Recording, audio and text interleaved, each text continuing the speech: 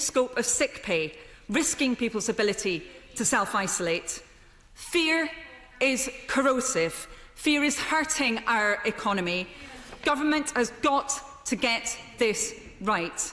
Now, of course, we welcome the government's announcement today of targeted VAT cuts on hospitality and tourism and of vouchers to be used in restaurants. Local businesses desperately need that support. And so many low and middle income people in particular really need help right now.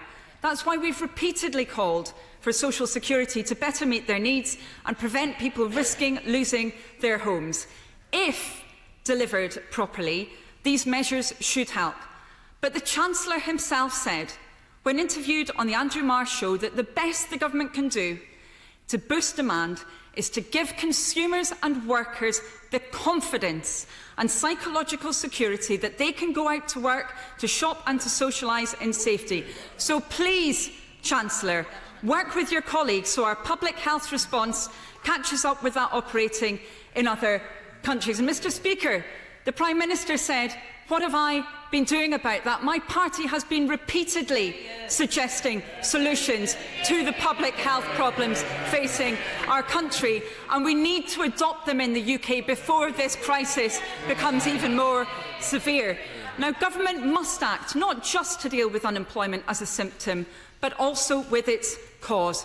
Research reported this week in The Telegraph indicates that British workers have already been the biggest casualty in the global jobs cut.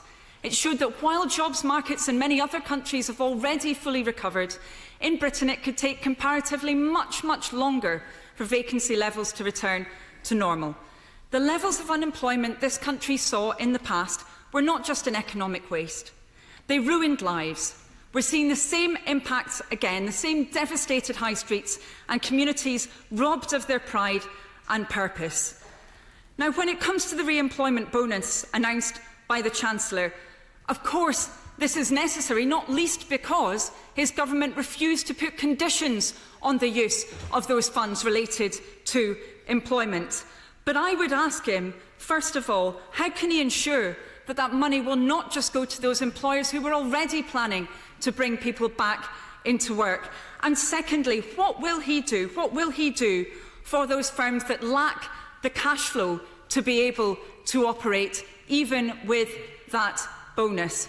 And related to this, the Chancellor still needs to abandon his one-size-fits-all approach to withdrawing the job retention and self-employed schemes. No one is saying those schemes should stay as they are indefinitely. We have never said that on this side of the House. But we have said that the money spent on the job retention scheme must not serve merely to postpone unemployment. The scheme must live up to its name, supporting employment in industries that are viable in the long term. And we need a strategy for the scheme to become more flexible so it can support those businesses forced to close again because of additional localised lockdowns. There's still time to avoid additional floods of redundancy notices. It's the government's duty to help Britain through this and stop employment at mass levels again. We need action to ensure the support needed for key sectors of our economy, for our SMEs and our manufacturers. And while, of course, we welcome the long overdue arts and culture package, we still haven't heard the government's plans for other sectors. Many of us expected to hear them today, but we haven't. The Operation Birch process has been slow, tortuous and opaque. Large parts of industrial Britain need help to get through this, to keep their employees in jobs and keep their suppliers in jobs. Meanwhile, it appears there will be no solutions for SMEs who can't take on additional debt until the autumn. This risks many SMEs going to the wall. Until now, the Chancellor has described a targeted sectoral approach as the Treasury picking winners. But the necessary public health measures have created losers. As the Chancellor himself said just now, the government required many businesses to shut down to prevent the spread of this disease. Supporting businesses that are viable in the long run but currently starved of cash flow is not a matter of picking winners. It's about protecting our country's economic capacity for the future. Failure to do so, to make the job retention and self-employed schemes more targeted and focused and to support viable businesses, is driving up unemployment in this country. The claimant count is on course to top 3 million people in June, the highest number since the previous record in 1986. This is the Chancellor's record, and one which cannot and must not be worsened. Now, where unemployment arises as a symptom of economic damage, more must be done to help. Now, Labour repeatedly called for government to match the ambitions of Labour's Future Jobs Fund and Welsh Labour's Jobs Growth Wales programme. And finally, government has come forward with a scheme apparently modelled on them, the Kickstart scheme.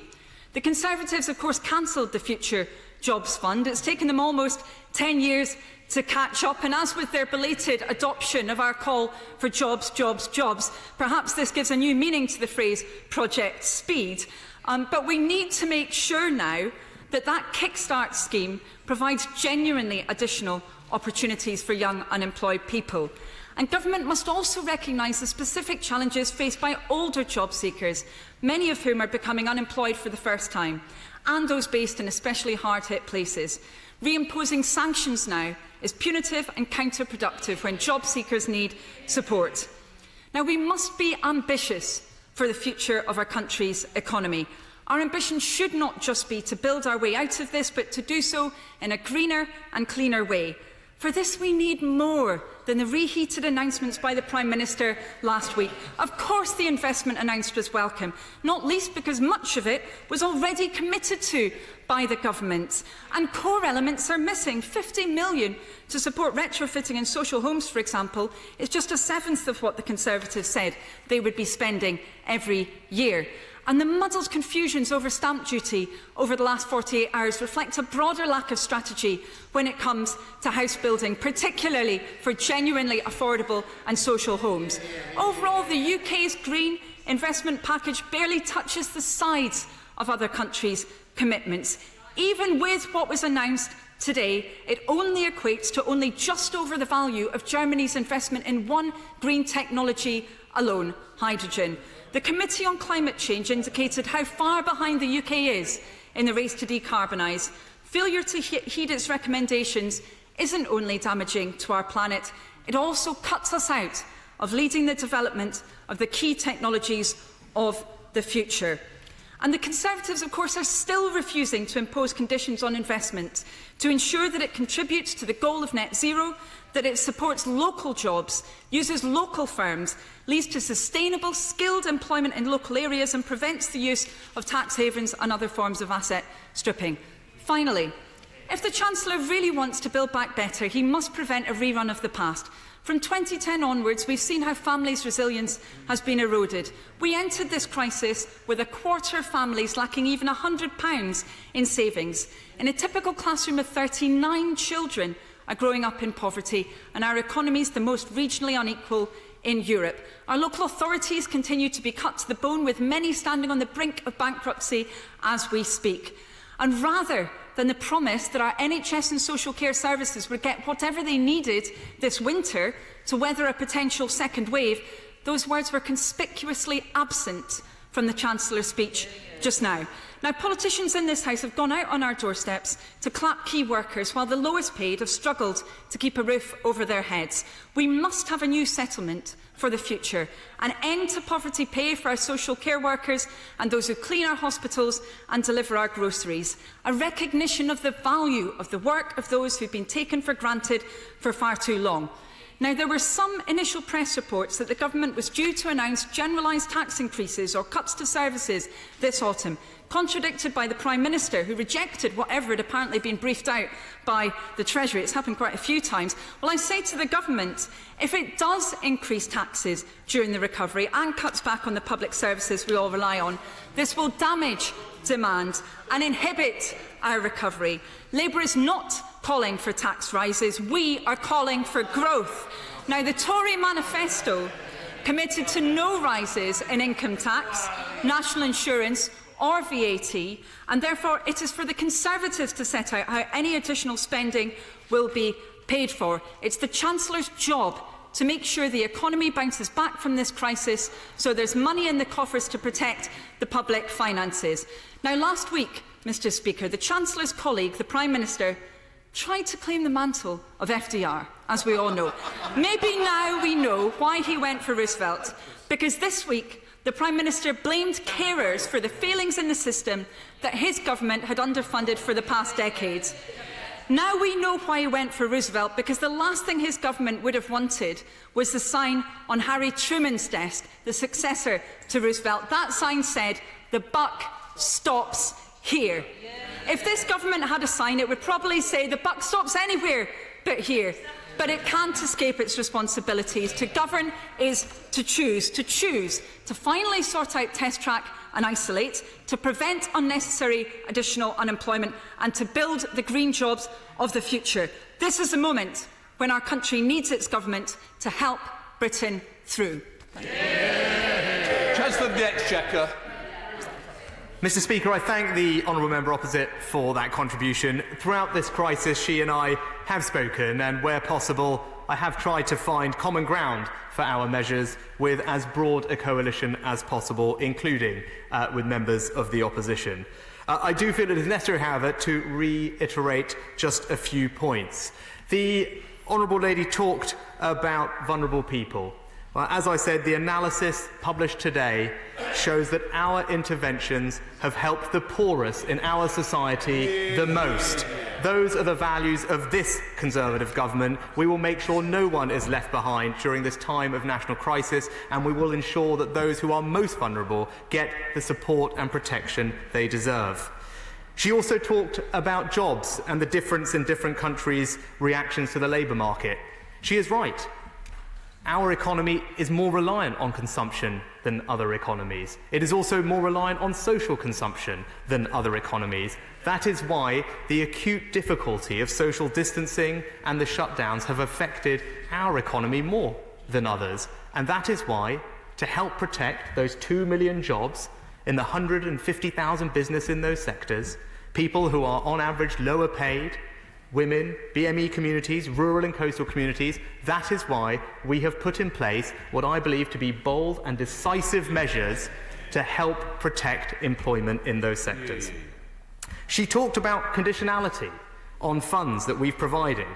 And here, Mr. Speaker, she has to choose.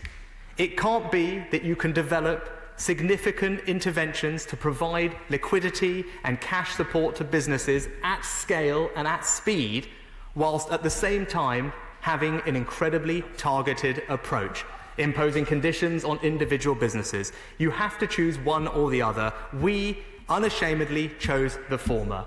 The speed of what was happening to our economy, the scale that it was happening, demanded an approach that required us to take a broad-brushed approach, and that was the way we could get help to as many people as possible, as quickly as possible. Absolutely right. But where individual businesses come to the taxpayer and require bespoke support, then it is right that we impose conditions on those businesses. And I have been very clear that that's what I would do, and indeed, that is what we have done. Without going into the details, as that would be inappropriate, such interventions will come with conditions.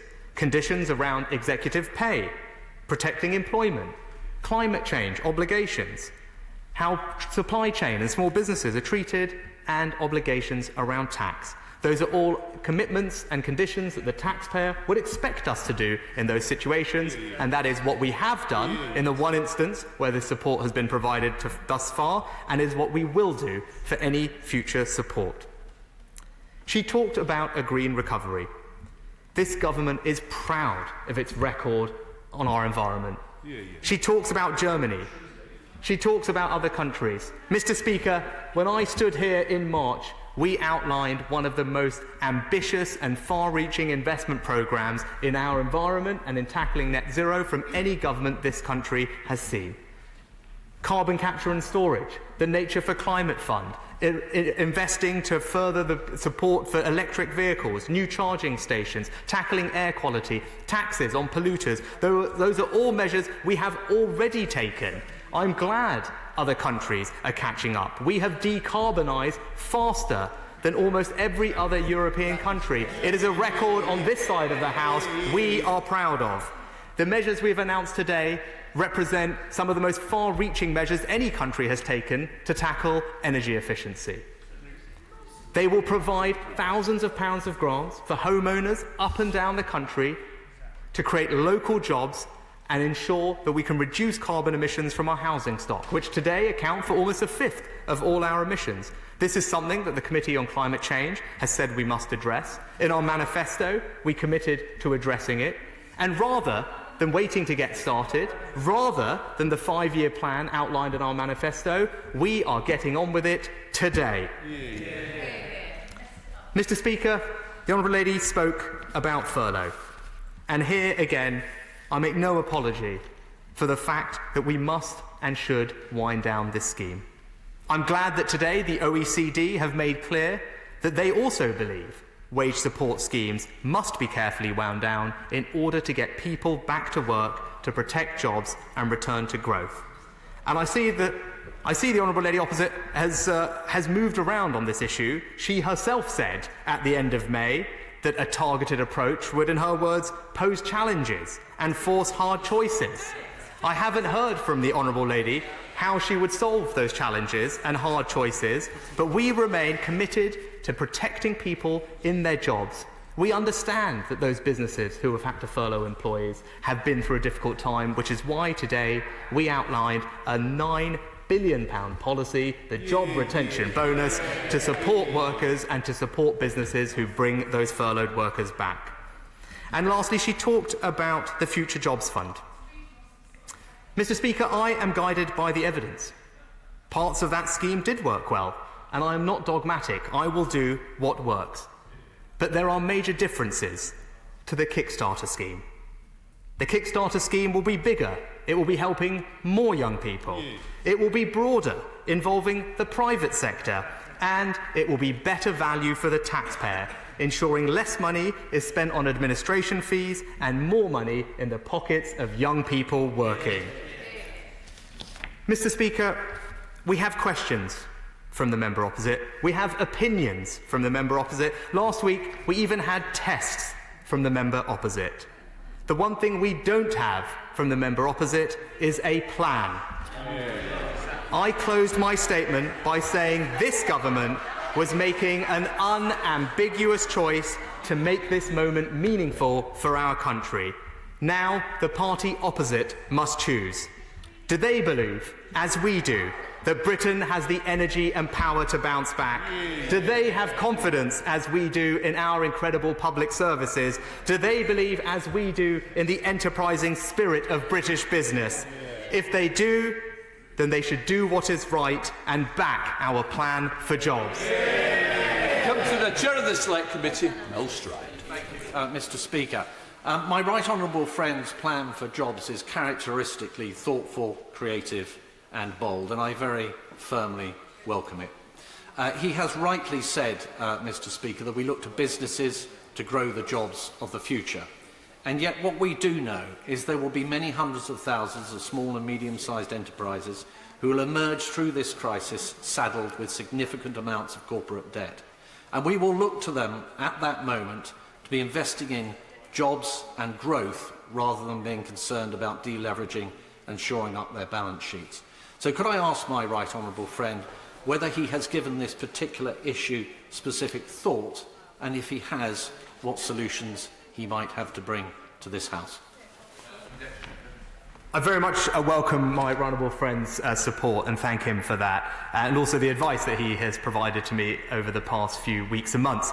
He's right to highlight on the issue of leverage. What I would say is the good thing coming into this crisis, levels of corporate indebtedness in the UK were the lowest they've been in around a decade and ranked very favourably compared to most OECD countries. But he is right that we want to make sure that that is not a drag on our recovery. I am currently looking at proposals from a range of people, including my honourable friend, the member for Hitchin and Harpenden and City UK and others, and I look forward to discussing those with him.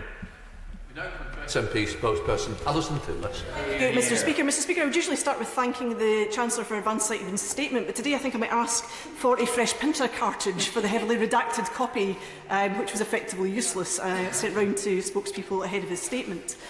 Mr Speaker, countries around the world have supported their people in this crisis, and the only UK exceptionalism is being amongst the countries where most people have died.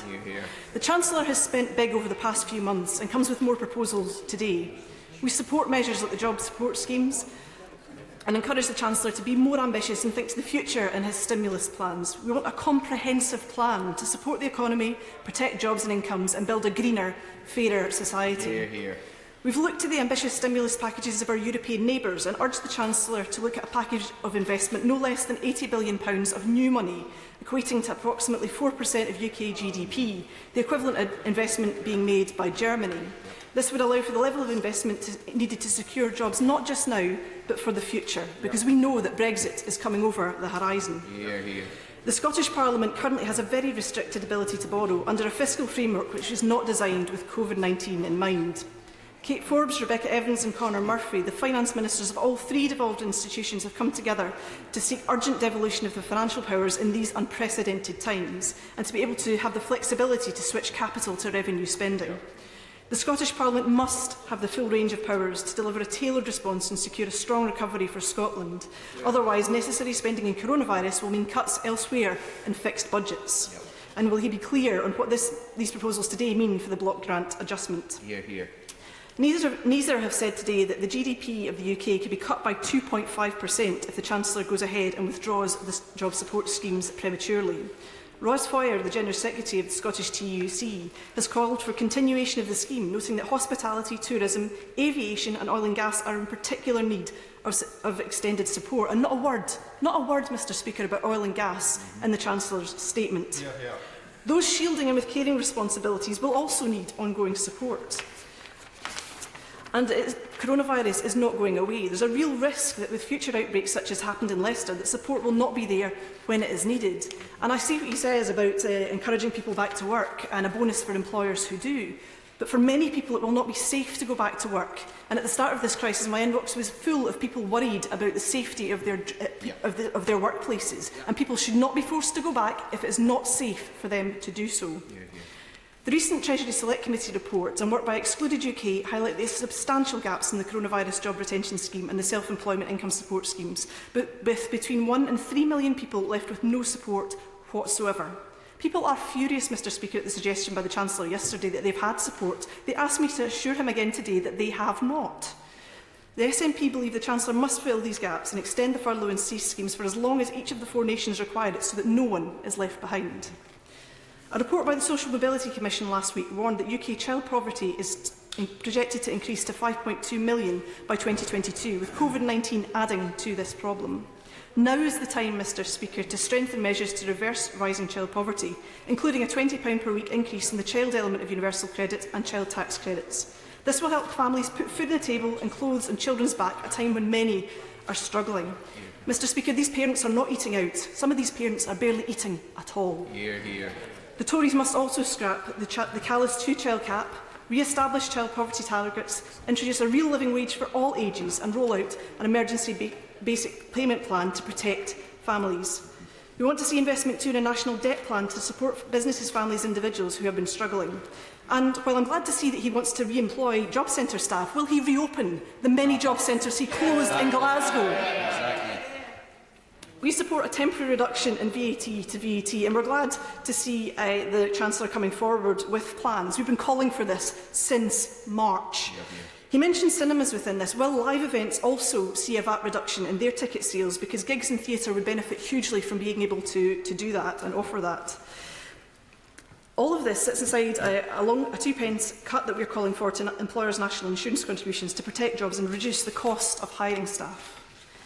Mr Speaker, our young, bright, talented people are worth so much more than 25 hours a week on a minimum wage. A minimum wage rather than a real living wage, with age discrimination baked in. For many of those young people, it won't be so much a kick-start as a kick in the teeth to be told to go to work for so little money. Those aged between 16 and 24 have bills to pay too, and they deserve fair pay for their work.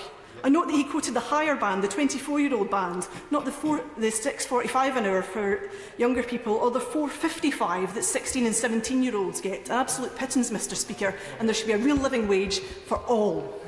Can he confirm whether, if as has been trailed, that this plan is tied to universal credit, will sanctions be applied to those who don't take it up? What will happen to those shielding or with caring responsibilities? What will happen to those not currently on universal credit? Will it be open to them? And what commitment has he made on employers not to fire older, more expensive staff in favour of people on this scheme? And what will happen after 6 months? And Mr Speaker, what is open to older people to help them continue in employment? Many young people are already employed in sectors where right now jobs are disappearing.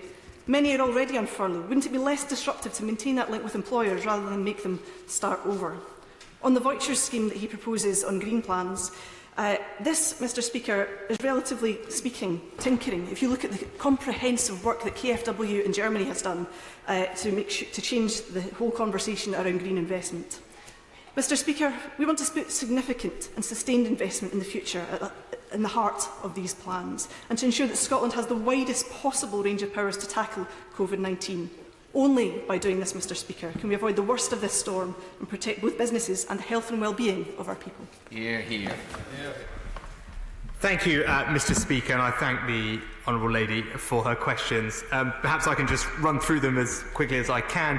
She asked about the block grant adjustment. The OBR will do final costings for these policies in the coming week, and once those costings have been done, the block grant would be adjusted as quickly as is possible, but it should be done based on OBR costings, as is normal for these matters. She asked about Barnet. I'm pleased to tell the House that the sum total of Barnet funding for Scotland as a result of all the interventions through this crisis now totals £4.6 billion.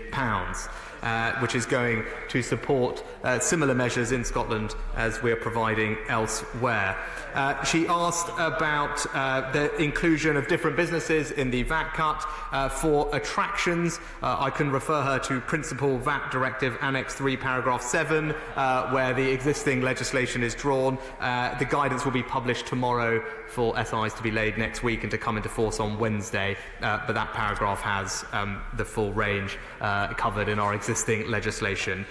In terms of investment, it is right. It is absolutely important that we do invest in our future. It's something that matters very keenly both to me but indeed also to the Prime Minister, and which is why in the budget we delivered on the Prime Minister's ambitions to level up in every part of this country with investment plans that tripled the amount of investment in our country from the last 4 decades. It is a significant commitment of our level of ambition and support for every part of this United Kingdom, building the prosperity for the future by having an investment revolution, and she can be reassured we remain absolutely committed to that goal. She asked also about support for those who are older. What I can say to her is for the, not quite the first time, but the only other time we did it was very time-limited time as well, we are introducing a payment to businesses to take on apprentices over the age of 25, £1,500 per apprentice taken on. That is for the simple reason that whilst most people think of apprentices as young people, 44% or so of new apprentice starts are actually over the age of 25, and it's important that we provide that financial incentive at this time of economic distress to try and create as many new apprenticeships as possible, including for those who are older, who will also benefit, of course, from all our other universal skills interventions that my right honourable friend, the Pension Secretary and Education Secretary, will take forward. More broadly, I would close, Mr Speaker, by saying the measures I announced today, the jobs retention bonus for furloughed employees, the Kickstart scheme, the VAT cut and the Eat Out to Help Out discount, all incredibly significant interventions. All of them benefit the entire United Kingdom. And it is important to note, as I've heard from the Honourable Lady and other members of her party, how important tourism is to the Scottish economy. It's something my Scottish colleagues have made very clear to me. Rural communities, especially coastal communities, they disproportionately play an important part in the Scottish economy. These measures, Eat Out to Help Out and the VAT reduction for these economies, will be absolutely vital in driving the growth of Scotland going forward. And again, a reminder to everyone, we are stronger together, one United Kingdom. Peter Bottomley. Mr Speaker, can I welcome the positive approach the Chancellor and the Government are taking I think that if we were to ask, many MPs won't be able to ask a question now, would want to share with me the view that we should be green, red and blue. Green, having economically and environmentally sustainable ways of getting the economy to come back. Red, to watch out for things we should not be doing. And blue, as a way of being colourblind and trying to make sure that whether on the coast or in the countryside or in the cities, people get the opportunities. I hope that the Chancellor will actually pay attention to what the Honourable Lady for the SNP said about the excluded.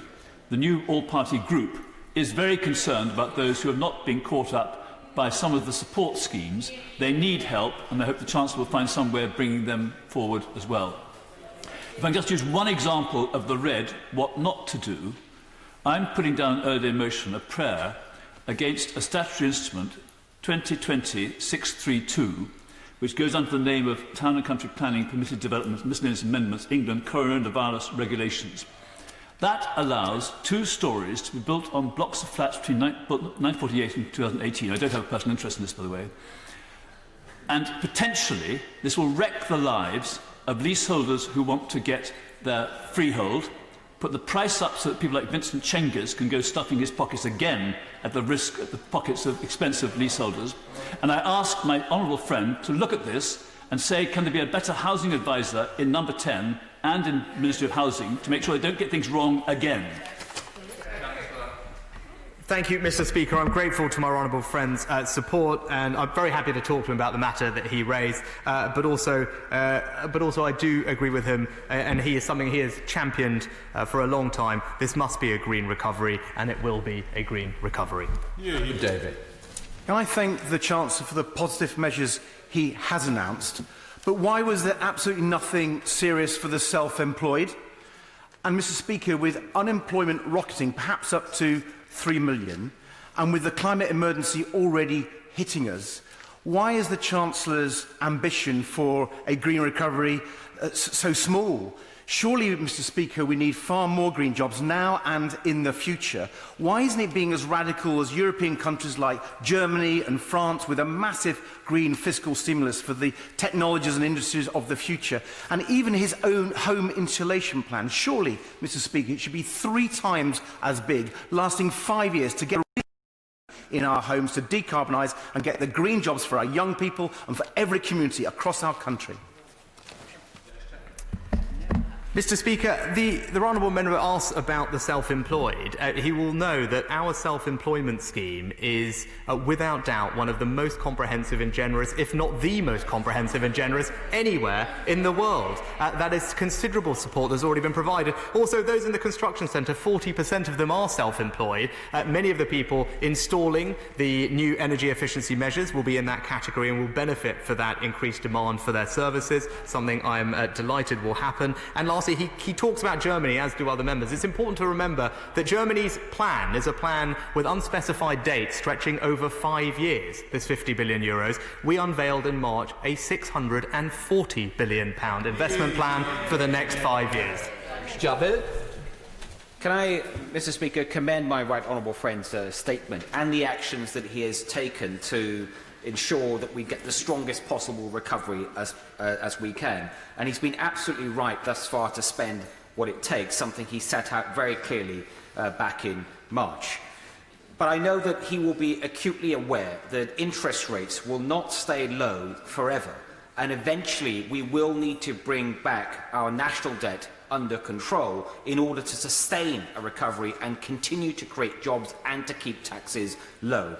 So can I encourage my right honourable friend in his autumn budget to set out new fiscal rules with an aim of getting our national debt down as a proportion of our national income by the end of this Parliament? I thank my right honourable friend for his kind support and also his advice. And he is, of course, absolutely right. And I hope he was heartened by what he heard me say in the statement about the importance of returning in the medium term our public finances to a sustainable footing. We can and we will do exactly that. And he was right to highlight the sensitivity of our debt to interest rates, which was why he was right to introduce into our fiscal framework the notion of an interest service rule, which is something that I will look at keenly in the coming months. Wilson. Thank you, Mr. Speaker. Can I welcome the announcements which the Chancellor has made today to undo some of the economic damage caused by the actions taken to deal with the health crisis? And can I also echo the point which he has made, that these measures benefit places like Northern Ireland only because we are part of the 5th biggest economy in the world, and we have got the umbrella of the UK to protect us against these kind of economic crises. I'm sure that the hospitality industry will welcome the measures which he has announced today, albeit that they are quite time limited. I think the clothes shops might welcome it as well, because once we've eaten our way through a month's half-price meals, we might all be visiting them. But there's one sector which is important to Northern Ireland in terms of its export potential, high-value jobs, tourism importance and connectivity with the rest of the United Kingdom, and that's the aerospace and the aviation sectors. There hasn't been anything mentioned today about those sectors, and the Chancellor has said these are the first of his steps. I hope that we will in future see, and very quickly, see some actions taken to deal with those. Thank you, Mr. Speaker. I'm very grateful for the honourable member's support. Perhaps alongside the Eat Out to Help Out, we can make progress on reopening our gyms. So at the same time, we can deal with that side of the equation. He's absolutely right. Obviously, airlines and aviation are experiencing a very difficult period of time. I remain in close contact with the industry and indeed individual companies to understand what is happening. And if there are things that we can and should do, of course, we will. Thank you, Mr. Speaker. Many on the opposition benches would have us extend furlough indefinitely, which is simply extending false hope. Does my right honourable friend agree that bold demand-side measures like Eat Out to Help Out and the VAT cut are much better ways to protect jobs and to protect our much-loved businesses? My honourable friend is absolutely right. The OECD also agrees with her. We should not be peddling false hope to people. We should be providing for them a better future, and that is what our interventions today do. Thank you. We're now going to Bury Sherman. Bury Sherman. Bury. Can you hear me, Speaker? Yes. Mr. Speaker, can I give a cautious welcome to the Chancellor's emphasis on young people, employment and training? And can I say to him, there are many of us across the House who have a lot of experience on schemes like this that have worked better, some worse. We'd be willing to work with him to make this a success. Can I say there is a disappointment that he hadn't accepted my challenge of a windfall profit tax like the one Mrs Thatcher introduced in order to pay for a massive green apprenticeship scheme. But lastly, on a very serious point, if we're going to train these young people, we've got to have the capacity to train them. Further education colleges are in deep trouble. They need help now. Private trainers, like some of them in my constituency, are struggling to maintain their existence. Will he look at that urgently? We need the trainers to train these young people. Thank you, Mr. Speaker. I think the honourable member will be pleased to know I'm very happy to take advice on how best to design these schemes. I think he will hopefully take some comfort that I was just talking to Francis O'Grady from the TUC. I'm very open to hearing advice from unions who I know were also involved in helping to design previous schemes. With regard to green jobs, the measures today that we've announced will help protect 140,000 green jobs. I agree with him about the importance of training, which is why in the budget we announced £400 million, I believe, extra for further education colleges funding this year, and an ambitious plan to upgrade the entire FE estate over the coming years. Thank you, Mr. Speaker. My constituents in North West Durham and across the country will welcome the massive cash boost for employers who both hire our young people and protect employees with our new job retention bonus. Does my right honourable friend agree with me that alongside the confidence and demand boost that is VAT cut and other measures delivered in this extra budget, that these measures on employment show that it is this Conservative government that is putting jobs at the heart of our recovery from the global coronavirus pandemic? My honourable friend is absolutely right, and I know he shares with me a passionate belief, as I said, in the nobility of work And this plan today is about providing everyone in North West Durham and every other part of the country with the opportunity to secure good work. Let's head to the northwest with Margaret Greenwood. Margaret Greenwood. Thank you, Mr. Speaker. This week saw the first meeting of the APPG for the excluded, the estimated 3 million people who've missed out on government support and are facing real financial hardship. I note the Chancellor has avoided answering questions on this matter so far today.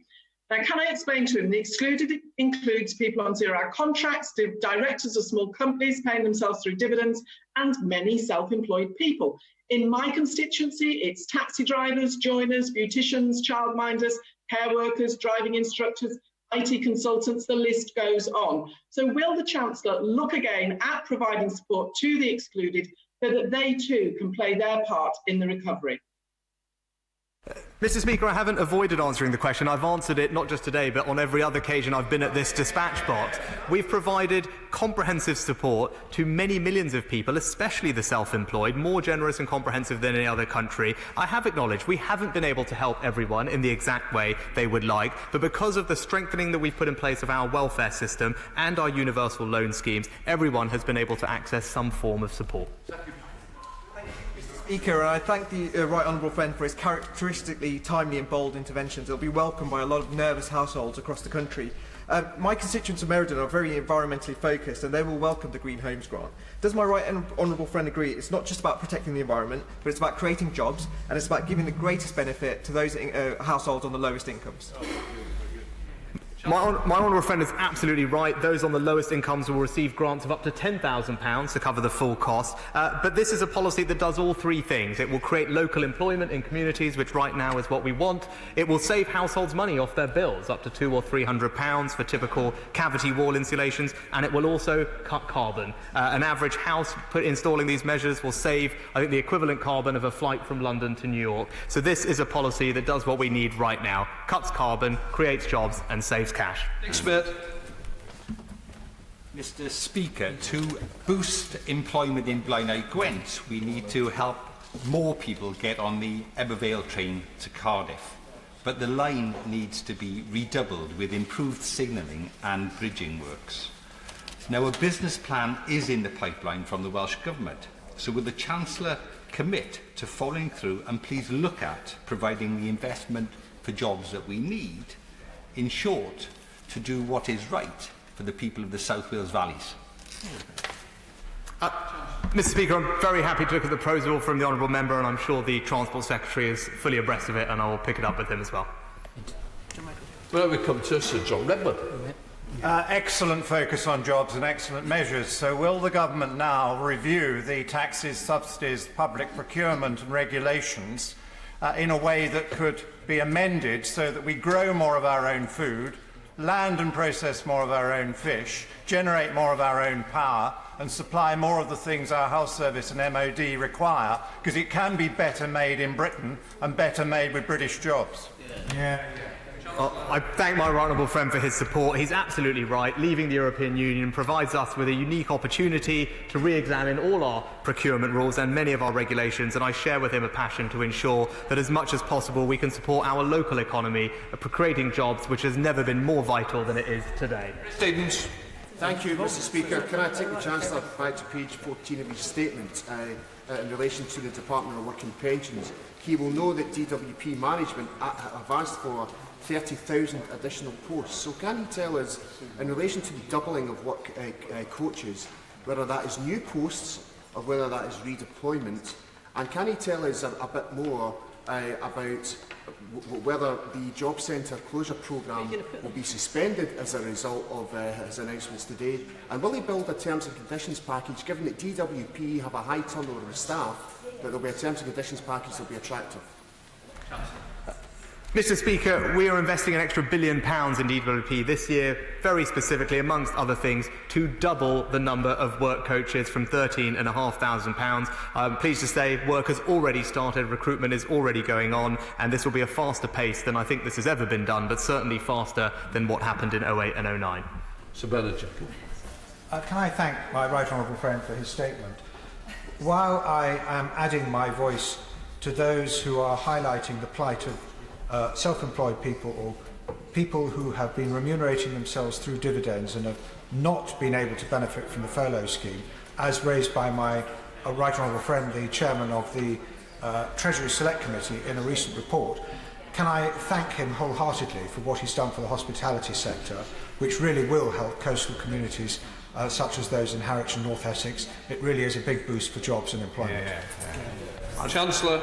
I'm very grateful to my honourable friend for his support. He's absolutely right. We're approaching a summer unlike we've ever seen. It's important that we all enjoy summer safely. It will be different, but it's so vital for our coastal communities, those who are used to welcoming visitors from home and abroad, that they get to have a proper summer, and we collectively can do that by eating out to help out. But it's critical, remember, at all times, it's those 2 million people who work in these industries, vulnerable people, in areas that are not necessarily as resilient as others. They need our support, so let's get out there this summer. Barry Garden. Mr. Speaker, the Chancellor has made some excellent announcements, none more so than to the hospitality sector. His May announcement to the sector delighted 9,000 hospitality businesses in my borough of Brent at the prospect of grants up to £25,000. That was the prospect. The reality was very different. His department released just £3.3 million to Brent, which would have given each of those businesses no more than £366. What can he say to those 9,000 disappointed businesses? And will he back up today's announcements with real cash this time? Chancellor. Mr. Speaker, the honourable member talks about real cash and business rates grants. We have deployed over £10 billion in cash to local authorities across this country, which has found its way to 800,000+ businesses, either £10,000 or £25,000 targeted at those businesses in the retail, hospitality and leisure sector. It's something that has been a lifeline for small shops, small businesses up and down this country. 18 withdrawn, so we go to Rachel Hopkins. Thank you, Mr. Speaker.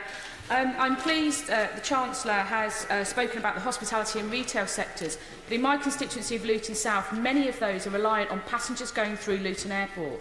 Until there is targeted support for the aviation industry, those passengers, those employees will not be supported, many of whom are young and from BAME backgrounds in my constituency. So can I be assured that detailed equality impact assessments have been made on all aspects of the plan? Chancellor.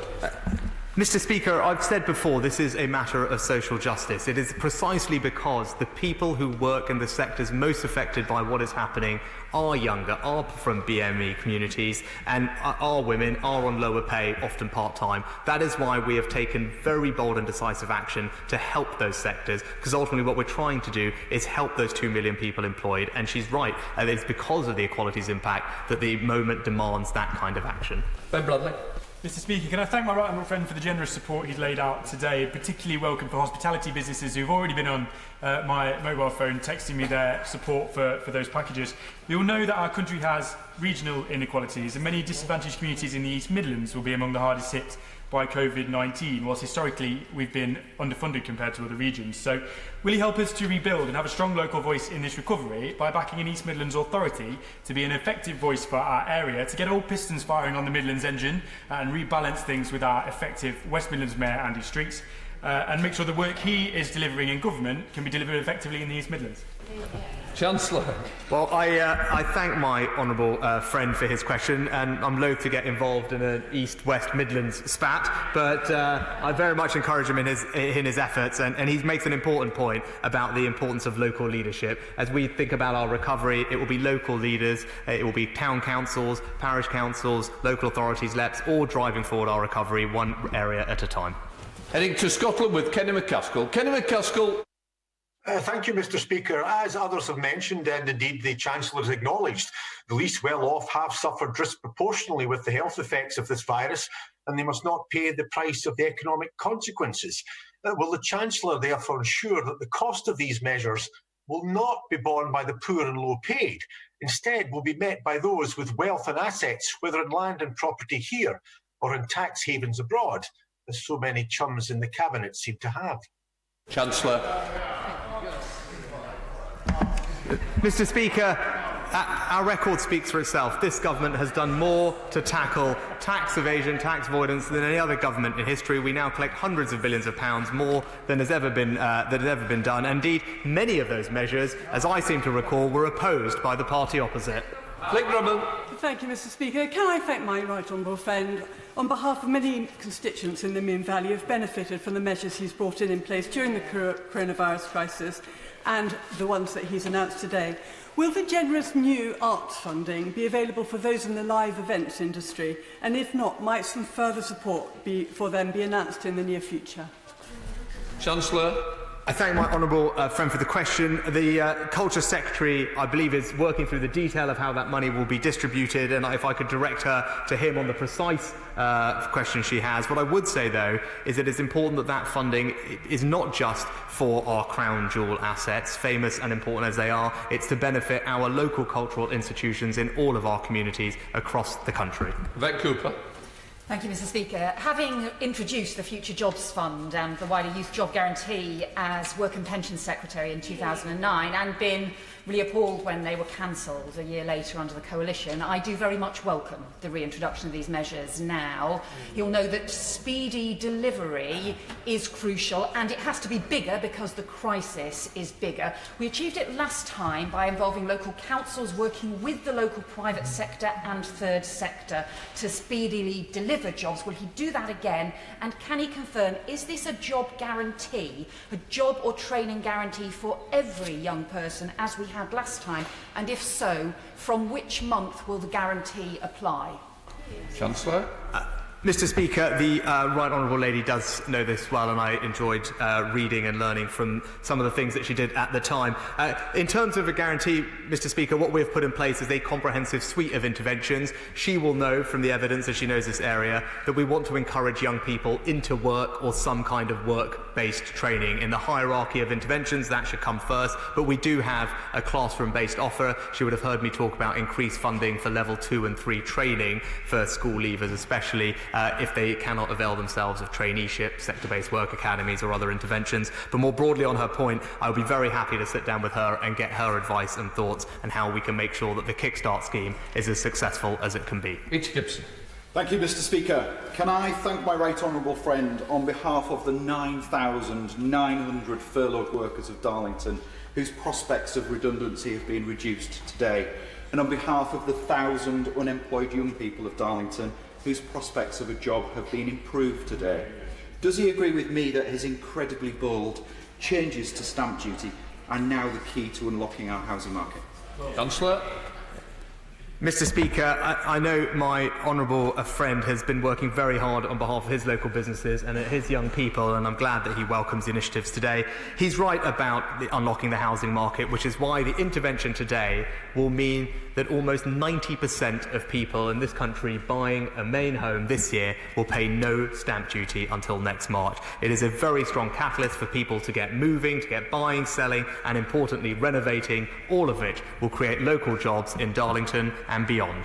Catherine West. Thank you, Mr. Speaker. Given the emergency nature of this statement, could the Chancellor lay out exactly what kind of environmental impact assessment will be measured against each of these funding pots so that we can ensure value for money and look at the impact of each of these measures, and also to avoid any corruption or fraud? Chancellor. Mr. Speaker, I can assure the Honourable Lady that all relevant impact assessments are conducted at the time that they are required by legislation. In terms of the environmental impact, I gave a flavour of it earlier. The sum total of the Green Homes Grant Scheme and Public Sector Decarbonisation Fund will mean about 0.5 megatonne of carbon will be saved every year. That's the equivalent of about 270,000 cars taken off the road and about 140,000 new jobs. So hopefully that is something that she will welcome. Tim Lawton. Mr. Speaker, representing a coastal constituency, can I really warmly welcome the hospitality industry measures, which are very practical. But can I suggest that it should be eat out to help out to work out, for which we need our gyms reopened again. Now, recognising this is mostly about business, I really welcome the emphasis on young people as well. Can I ask him not to forget the youngest people? Around 200,000 babies have been born during lockdown. We've seen a higher incidence of perinatal mental illness. new parents unable to access extended family support and health visitors as well. What steps can he take to make sure that this cohort is helped to catch up as well? Chancellor. I thank my honourable friend for that. I wholeheartedly agree with him about gyms, and hopefully, as the Prime Minister has indicated previously, he's keen to see progress made there as well. On the issue of early years and children, he knows this better than many others, other than perhaps one colleague sitting behind me. He's absolutely right. He will know the work we did on the Troubled Families programme, and I was grateful to him when I was local government minister for his advice and support on that. And I know the Early Years Working Group has put forward a range of suggestions that we can take forward into the spending review. Thank you, Mr. Speaker.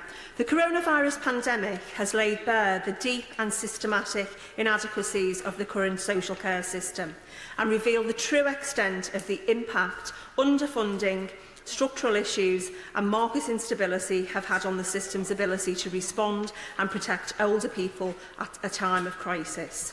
And despite the Prime Minister seeking to flagrantly blame our incredible social care sector for excess deaths this week, when will the government get serious about caring for our most vulnerable and fund local authorities properly to bring social care services back in-house? Chancellor. Mr. Speaker, in our manifesto we committed to an extra £1 billion a year for social care, and that's what we have delivered this year and will continue to do so. During this crisis we've provided £3.7 billion to local authorities and an additional £600 million for infection control in care homes. But as the Prime Minister has said, we remain committed to ensuring that local authorities and care homes get all the support that they need. Let us head to Bexley Heath and drop in on Sir David Evidence. Thank you, Mr. Speaker. I welcome my right honourable friend's statement and all the work he's done in the past months to preserve jobs and assist our businesses. Young people are at greater risk of unemployment at this time, and I welcome his plans to help 16 to 24-year-olds with his Kickstart scheme, traineeships and a better careers advice. Does he agree with me that these proposals will be good for them, good for our economy, and give real hope for the future with many more jobs? Chancellor. I'm very grateful to my honourable friend for his support. He's absolutely right. The research and the evidence lays bare the risk that young people face from scarring at this early stage in their careers. They're entering an appalling labour market, which is why it's critical we have made the interventions that we have today, and in particular the Kickstart scheme. But he is right. If it's about one word, it's about providing them with hope. Cavan Jones. Thank you, Mr. Speaker. At the beginning of this crisis, the Chancellor said that the government would do whatever it takes. Local government finance is in crisis, but we didn't have one single mention of it in his statement today. Durham County Council, for example, has spent £62 million on its COVID response. It's had £33.2 million from the government, leaving £28.8 million for the taxpayer locally to pick up. Can I ask the Chancellor when he's going to bring forward a comprehensive settlement for local government, which is being called for by all political parties in local government? Because without it, services will be lost and jobs will be also cut as well. Chancellor. Mr. Speaker, as former local government minister, I know firsthand what a great job our local authorities do. But I would say to the honourable member, the last 2 years, settlements for local government have involved record increases in core spending power. They absolutely have, the highest in over a decade, 2 years in a row. And in this crisis, we've provided £3.7 billion to local authorities, an additional £600 million for infection control. And just last week, at the LGA conference, my right honourable friend, the local government secretary, unveiled a new deal with local government to help provide some compensation for the losses through income that has gone in a sharing arrangement, and it was warmly welcomed by the sector and at the LGA. Ray Miller. Can I thank my right honourable friend for his statement and so carefully judging what is needed now as we move forward, particularly to support young people who have been hard hit by recent events. Thousands of young people in my constituency got their first foot on the jobs ladder through apprenticeships at places like the Basingstoke College of Technology, BCOT. How will my right honourable friend's plan for jobs build confidence amongst employers to create and sustain more apprenticeships at this very difficult time? Chancellor. My right honourable friend is absolutely right about the impact on young people. They are 2.5 times more likely to work in a sector that has been closed down, and she's right, and we know that apprenticeships work. The evidence points in that way. What I can tell her is, starting in September, employers will be paid £2,000 for every young apprentice that they take on, a bonus that will incentivise them to create more apprenticeships at this time of vital need. 31 withdrawn, so we're going to Darren Henry. Mr Speaker, Alan Gearing has been an independent builder for years in my constituency of Broxtowe. I spoke to him today and he would welcome the Green Homes grant as a chance to cut emissions, but also to support plumbers, builders and other self-employed micro-businesses. Does my right honourable friend agree now is the moment to unleash Green Van Man? Chancellor. Mr Speaker, I thank my honourable friend, and I have a feeling that might catch on. But that is exactly what we are trying to do. By our Green Homes grants, by stamp duty cuts, we are getting activity going. We are getting people at work. We are getting work to happen. All of that will be good for our local communities. I know people in Broxtowe will welcome it, and I am thankful to him for coining a phrase. Let's head to Walthamstow and visit Stella Creasy. Stella Creasy. Thank you, Mr Speaker. One word that hasn't been mentioned so far is childcare. And yet we know that 2/3 of women who want to return to work in the next couple of months can't because they can't get any, and that 71% of our voluntary sector childcare agencies are already operating at a loss, risking them closing in the coming weeks. So can the Chancellor set out what funding he is providing now to make sure that parents can get back to work? Chancellor. Mr Speaker, with regard to nurseries, for example, we have already included them in the business rates holidays for this year, and also ensured that the funding that they receive from government remain constant throughout this crisis. On top of that, they have access to our other areas of support through bounce back loans and others, but of course we keep everything under review. Gareth Beckham. Mr Speaker, my right honourable friend's support for business and workers has safeguarded livelihoods of thousands of my constituents in Orpington. Now more than ever, it is vital that we stick to sound economic principles to help our nation's recovery.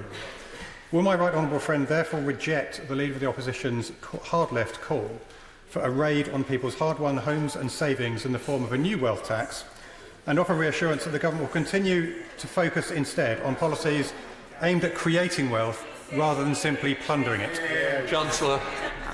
My honourable friend is absolutely right. At this stage, that is absolutely not the policy that we should be pursuing. What we should be pursuing are policies that will get people back to work, to encourage and incentivise businesses to take on new employers, new apprenticeships, and ultimately, he's right, to create the wealth that funds our public services. Maria Riegel. Thank you, Mr Speaker. Does the Chancellor agree with me that it makes no sense to withdraw support from businesses that are viable but can't work at all at present or can't work profitably because of the ongoing effects of health restrictions, such as in aviation, aerospace manufacturing, technical production companies, all of which I have in my constituency? So furlough's going to end, but his job retention bonus won't be available to them because they can't go back to the usual work at the moment.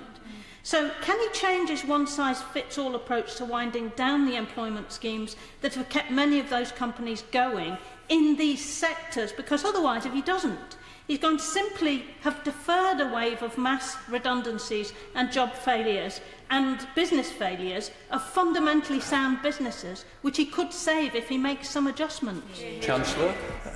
Mr Speaker, when it comes to closed sectors, there are a few remaining closed sectors, and I agree with the Honourable Lady, it's absolutely right that we get those open, and indeed the Prime Minister has said just recently that that's something that he's keen to see happen, and hopefully we can make progress on that soon.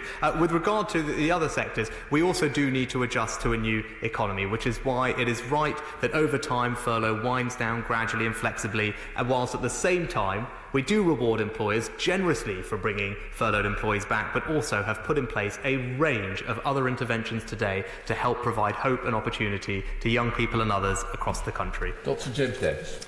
Thank you, Mr Speaker. The tourism and hospitality sector right across the UK will thoroughly welcome my right honourable friend's announcements today, but the sector in my constituency will only benefit if it's allowed to open. So will he endorse the call by Jim Jones, Chief Executive of North Wales Tourism, for the Welsh Government to open up restaurants, pubs, cafes and indoor attractions by no later than the 19th of July? Chancellor. Well, Mr. Speaker, my honourable friend knows well how important tourism is to Wales's economy. In fact, it may well be the place that is more reliant on tourism than any other part of the UK from memory, so I can fully understand and sympathise with his desire to get his local tourism businesses open, ready for business, ready to ensure that we can all enjoy summer safely in Wales. Heading to Merseyside to drop in on Sir George Howarth. Sir George. Thank you, Mr. Speaker. In a response to an earlier question, the Chancellor said that in terms of local government, everything was funding, everything in the garden was rosy. But he will know that local government faces a catastrophic loss of revenue next year as a result of COVID-19, and that will have a devastating effect on jobs and services. Knowsley Council alone faces a loss of income of £19 million, and the Liverpool City region £112 million. So will the Chancellor give a firm commitment that councils will receive full funding for the collection fund shortfalls in 2021 and 22? Chancellor. Mr. Speaker, the Local Government Secretary addressed this issue just last week and unveiled a comprehensive agreement with local government to provide loss sharing on income that has been foregone during this crisis. Ben Effort. Thank you, Mr. Speaker. Milton Keynes has a significant consumption economy, and our hospitality sector has been particularly hard hit in this global pandemic, and not just in central Milton Keynes, but in our market towns and indeed in our rural pubs. So will my right honourable friend join me in encouraging everybody in Milton Keynes, and in fact anybody that can travel to our wonderful Milton Keynes and market towns, to eat out to help out? Chancellor. Thank you, Mr. Speaker. My honourable friend knows well, and he's seen firsthand what a great job his local businesses have done in ensuring that their premises are safe for us to return to. They've made an enormous effort to be able to welcome us back. It is now, as I said, with our new Eat Out to Help Out discount, we can all play our part in helping support their businesses and protect those jobs. Emma Hardy. Thank you, Mr. Speaker. The IFS have said that 13 universities could go bust as a result of COVID-19. This will not only reduce choice and opportunity, but also create unemployment and damage the local economies where they reside. Can the Chancellor state his commitment to build back better and support social mobility by confirming no university will be allowed to collapse? Chancellor. Mr. Speaker, my right honourable friends, the Education Secretary and the Business Secretary, have already outlined proposals to engage with universities where they face difficulty. In particular, they've put in place measures to deal with the issue of fewer overseas students being here and to protect our HE research base. Simon Chubb. Thank you, Mr. Speaker. I thank my right honourable friend for the major steps he's taking to get money flowing through the economy in East Devon and beyond. Cutting VAT on food, accommodation and attractions to 5% has been described as epic by the South West Tourism Alliance. The measures announced today will protect jobs, but perhaps not my waistline, as I wholeheartedly promise to eat out to help out. But will my right honourable friend continue to work with me and South West MPs to protect and strengthen tourism in the best part of Britain? Chancellor. I think my North Yorkshire constituents might have something to say about that, Mr. Speaker, but I know how important tourism is to my honourable friend's constituency, similar to so many of our rural constituencies up the country. I'm glad he will be doing his bit to eat out to help out. I hope others will join him, and in doing so we can collectively help protect 2 million jobs across our country. Andy Slaughter. Thank you, Mr. Speaker. While the Chancellor has made welcome announcements on the hospitality and cultural sectors, he said nothing in support of the events industry and those who work in it, despite the Prime Minister promising a timetable for reopening last week. From wedding receptions and conferences to world-famous exhibition centres like Olympia in my constituency, events make a £70 billion contribution to the economy. When will safe, organised events with more than 30 people attending be permitted, as they are in most other countries? Chancellor. Mr. Speaker, I sympathise with the honourable member and agree the best thing we can do to help these sectors is to get them to reopen. I know it's something the Prime Minister and the Health Secretary are looking at as we speak, and hopefully in the weeks to come, as we progress our fight against this virus, we can continue to reopen all of the closed parts of our economy and progressively loosen some of the restrictions that currently we all face. Heading to Harlow, where we visit Robert Halfon. Robert Halfon. I'm over the moon, Mr. Speaker, with the Chancellor's statement today. He's rebuilding our apprenticeships and skills nation and ensuring that young people can climb the important ladder of opportunity. So thank you. And could I just ask him, he knows that the public sector target for apprenticeships is 2.3%. Would he consider raising this target by 5%, which would create 4,000 new apprenticeships in 2021? Based on hiring 50,000 new members of staff in the public sector? And will he also change procurement rules to ensure that any big company bidding for a public sector contract must have at least 5% of their workforce employed as apprentices? Chancellor. Oh, Mr. Speaker, my honourable friend knows this subject particularly well, so I'm grateful to him for his comments, and I think he makes two very interesting suggestions, and I look forward to discussing with him further. John Speller. Thank you, Mr. Speaker. And in his reply to the Right Honourable Member for Wokingham, the Chancellor said that leaving the EU gave us the opportunity to reform our procurement regulations. So can the Chancellor tell exactly when he's going to take that opportunity and send out revised guidelines to tell Whitehall and town halls to prioritise British-based companies and British jobs? Just a minute, somebody's phone's ringing. Can we just check some phones, please? Stopped. Chancellor. Thank you. Thank you, Mr. Speaker. Obviously, the honourable gentleman will know during the transition period of this year we are still constrained, but he can rest assured that from next year, when we have our full freedom, we can take advantage of all of these things and ensure that our local economies benefit as they should. Thank you, Mr. Speaker. Can I warmly welcome the Chancellor's announcements on employment programmes? Jobs are vital going forward. This is exactly the right thing to do. I'm particularly pleased to see the expansion of the sector-based work academies, one of the programmes we launched when I was Employment Minister 10 years ago. I can assure you we don't need to learn too many lessons from the other side, given our record on unemployment in the period up to the crisis. But there's one group I am concerned about on the jobs front, which is those in the aerospace and aviation sectors.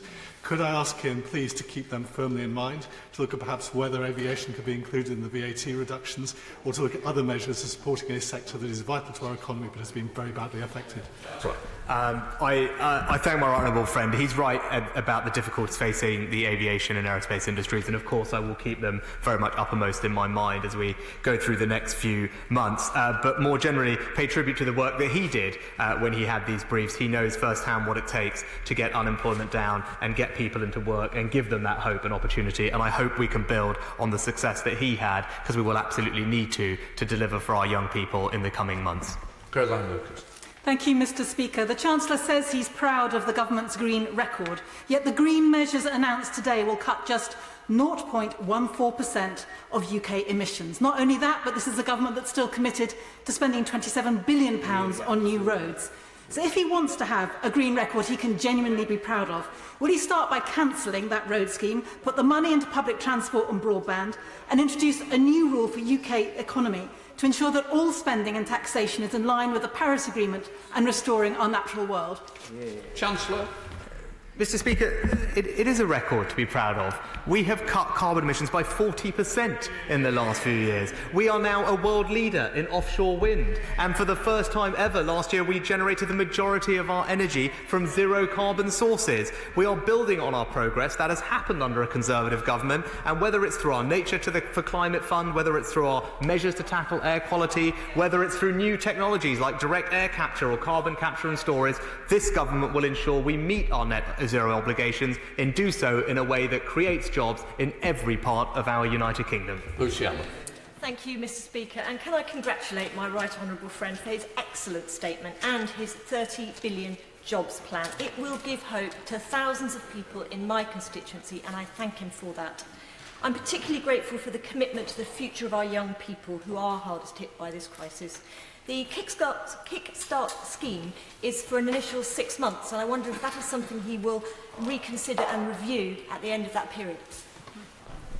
I thank my honourable friend for her support, and again, this is something that she has spent a lot of time in this place championing the futures for young people. I'm pleased to tell her that it will be longer than 6 months. The Kickstart scheme will be open for bidding, hopefully, at the end of this month, beginning of next month. The first new Kickstarters will start in the autumn, but it is a scheme that will run at least until the end of next year, and hopefully, if it is popular, we can get as many as hundreds of thousands of young people part of the Kickstarter programme, and I hope she and her constituency can be a champion for it. Stephen Flynn. Thank you, Mr Speaker. £350 billion. That's how much the UK Treasury has coined from Scotland's oil and gas sector over the decades. So I say to the Chancellor, it is time to give back. When will his government finally stop dithering and instead deliver on an oil and gas sector deal to protect jobs now, but also to create new sustainable jobs for Aberdeen's future? Chancellor. Mr Speaker, Scotland has benefited extraordinarily from the interventions that this government has put in place during this crisis. I talked earlier about the Barnett consequentials and the billions of pounds, but more importantly about the ability for us to act as one united kingdom. It is at a time like this when the importance of that has never been more to the fore. And you talked about oil and gas. I'm happy to acknowledge the difficulties in that sector. I know the Business Secretary is in talks with that sector. Mechanisms have been put in place before, and again, we keep all of these things under review, and if we need to make more interventions in the future, of course we will. Thank you, Mr Speaker. I thank the Chancellor for his statement and also for his kind words that he's considering my proposals on recapitalising the SME sector. I wanted to ask him about his infrastructure funding of, I think, £5.6 billion that he's committed to today. Could he expand on how he feels that we can get infrastructure delivered more quickly, whether that be through dealing with planning regulations or indeed other practical obstacles, because that's the way how we can make sure that money is most effective? Chancellor. Mr Speaker, my honourable friend is absolutely right. It's one thing to sit here and approve budgets for things. It's more important that we get on and actually deliver them. We need to make sure that our community see tangible improvement in what is happening around them, and particularly given the economic situation we face at the moment, there is a premium on doing things quickly. That's why we brought £5 billion of projects forward, and it's why we have initiated Project Speed to look at our entire process, end-to-end, procurement, planning, construction, regulations, approvals, to ensure that we can deliver for our communities as quickly as possible. Let's head to Wales with an audio-only Beth Winter. Beth. Thank you, Mr Speaker. Richard Murphy, a professor in political economy at City University in London, says that the government has the potential to raise £174 billion a year if wealth was taxed at the same rate of income. That could cover the cost of the job retention scheme for over 12 months, according to the latest estimates from the Office of Budget Responsibility. Does the Chancellor believe the time is right for a radical overhaul of our taxation system in order to fulfil the Prime Minister's levelling up promise? Or is the truth that we're not really all in this together? Chancellor. Mr Speaker, no, I don't believe now is the time, or will ever be the time, for a wealth tax. Now is the time to recognise the challenge we face, the acute phase of unemployment, and now is the time to act decisively, with compassion, to provide hope and opportunity for the hundreds of thousands, especially of young people, who are at risk of scarring and losing the future that they deserve. That's why we've put in place the measures today. That's what the focus should be on. Andrew Jones. Thank you, Mr Speaker. May I congratulate my right honourable friend for his statement. Young people are perhaps more at risk from the economic impact of coronavirus, so I was very pleased to see the Kickstart programme. Does he agree with me that it's through a comprehensive package of support for apprenticeships, traineeships and other support too that will allow young people to acquire the skills they need to take the opportunities of the future? Chancellor. My honourable friend is absolutely right. We cannot afford to lose this generation. They cannot be the generation that is defined and scarred by coronavirus. And that is why, as he rightly identified, we have put in place a suite of interventions, from traineeships to apprenticeships to the Kickstart Fund, all designed to help that generation to a better future and a brighter future. Let's head to Newport and visit Jessica Morden. Jessica Morden. Thank you, Mr Speaker. According to Step Change Debt Charity, 4.5 million people have lost income and accumulated £6 billion worth of debt in arrears on household bills during the pandemic. Will the Chancellor ensure that economic recovery plans include also a strategy to support people in unavoidable coronavirus-related financial difficulties? Chancellor. Mr. Speaker, I know my colleague, the Financial Secretary, has been abreast of this issue for a while and has just reminded me that we have invested, I think, £37 million in debt advisory services during this time. I also know that he is taking forward initiatives on our breathing space initiative. It's something that he very passionately believes in, and I wholeheartedly support those efforts. Richard Fuller. Thank you, Mr. Speaker. The Chancellor has answered many specific questions, but I'd like to commend the overall tone of his statement, which he began by saying that he would be unencumbered by dogma, but with a simple desire to do what is right. And his responses has oftentimes mentioned the social justice imperative behind his plan for jobs, which I think will strike many in the country as absolutely right. But can I just echo the comments by his and my right honourable friend, the member for Bromsgrove, about the need, when we come to the fore, to look at ways in which the overall debt as a burden on the GDP of the country can be brought under control. Mr. Speaker, I'm very grateful to my honourable friend for those comments, and he's absolutely right about how I've approached this. As I said, for me, this is not just a question of economics, it is a question of values, and we demonstrate those through the actions that we take and the people that we prioritise. But he is also right to highlight the importance of sustainability in our public finances, something that he knows I very passionately care about and have spoken about repeatedly from these benches, and he can rest assured that as we come to the autumn, we will set our public finances on a path back to sustainability. Darren Jones. Thank you, Mr. Speaker. The Chancellor failed today to set out sector-specific help for British manufacturing. In doing so, he is gambling with an important industry and making the UK less competitive compared to countries like Germany, France, and the United States. So perhaps the Chancellor can set out for the House today what it is he has against British workers making British aeroplanes, British cars, and British steel. Chancellor. Mr. Speaker, I'm not entirely sure about the tone of the honourable member's question. The support schemes we've put in place have benefited equally all sectors and all workers in every region and part of our United Kingdom. So manufacturing companies I know have actually been large users of the furlough scheme and are very grateful for it. They are now in the process of bringing those workers back and adding shifts and are grateful also for the flexibility that that scheme provides. But what they're actually more interested in when I speak to them is about our ambitious commitments to R&D. Our plans to double R&D investment, working closely with the private sector in doing that, helping create the innovations that will drive growth, productivity and employment tomorrow. Andrea Litz. Yeah. Thank you, Mr. Speaker. My right honourable friend is doing a fantastic job in both promoting and protecting jobs. But of course, to really trade our way out of this recession, we will need to look at the future, and I know he is keen as I am to see a green recovery. So does he agree that COP26 next year offers us a really good opportunity to show UK global leadership, and that by working now with international partners in big projects in areas like battery storage, whether it's offshore wind or carbon capture usage and storage, those are areas that really can create green jobs for the future? Chancellor. Well, my right honourable friend knows this area better than most, and she's absolutely right. This is an opportunity for us to demonstrate global leadership, and she can rest assured that we will do, particularly on the finance track, where I'm responsible for and working closely with Mark Carney, the Prime Minister's envoy, and we're trying to put in place an ambitious set of goals that we can help deliver. But she also talked about our leadership in particular areas, and those are things that we must double down on: offshore wind, carbon capture and storage. We can lead the world in developing these technologies. Heading north to Scotland with Brendan O'Hara. Brendan O'Hara. Thank you, Mr. Speaker. Although I welcome the temporary reduction in VAT, it doesn't go nearly far enough to help the tourism and hospitality businesses in my already economically fragile Argyll and Bute constituency. Surely, to ensure that these otherwise robust businesses are still there and are ready to go again next year, they need an extension of furlough to be able to retain their staff and have access to grants rather than having to rely on the business interruption loan scheme.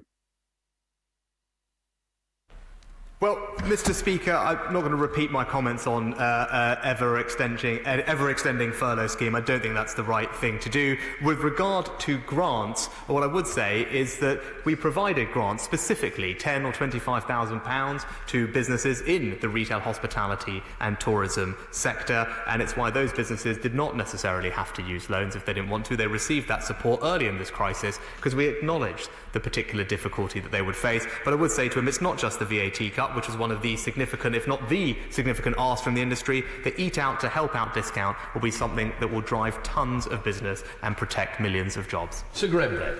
Thank you, Mr. Speaker. The Chancellor spoke about finding a new balance between safety and normality. Isn't it time to look at moving away from the guidance that people should work from home, if possible, towards guidance they should go to work if it's safe to do so? And can I also urge him to reflect over the summer on whether a cut or suspension of air passenger duty isn't the best way to get the aviation sector back to health for next year? Councillor. Well, my right honourable friend as always champions the aviation industry. He's right to do so, and as he knows, we are committed to a review of aerospace taxation, so I will certainly bear that in mind. And with regard to the guidance, I share with him an impatience to get our lives back to normal. I know what a difference it will make, not just to those businesses, but all the ancillary businesses that are used to office workers being in their offices. It is something that, of course, we should hopefully look to address in the coming weeks and months as we progressively move back to a new normal. Alistair Carmichael. Thank you, Mr. Speaker. Having campaigned for many years for a 5% rate of VAT for the visitor economy, can I welcome that part of the Chancellor's announcement today? Can I ask him, though, just please not to close the door on the idea of extending or even making that permanent? He will have the best possible data now to test against previous studies that have showed that that rate could actually bring a better return of revenue for the Treasury. Because I fear that even for my constituency, where we have a highly seasonal visitor economy, many of the businesses won't benefit from it because they're not intending to reopen again till next spring.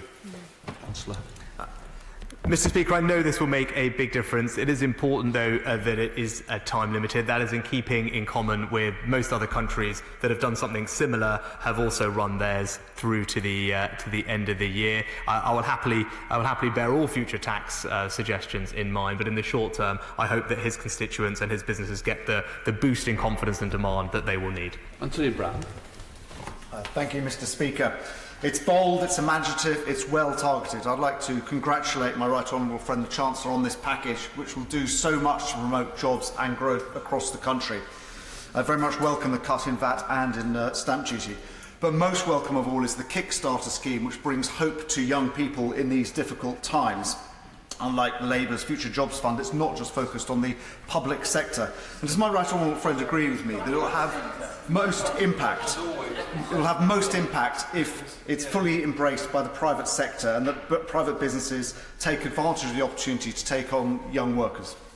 Yeah, my honourable friend is absolutely right. It's important that we provide as many opportunities for young people as possible. One thing we want to improve and build upon is the involvement of the private sector. I hope this becomes a galvanising cry to businesses, small and large, up and down the country, to take on a Kickstarter to help play their part in the recovery. And I know this is an area that he has strong experience of from his time in London. I appreciate the advice and suggestions he's given me about how to encourage and incentivise businesses to create jobs, create opportunity.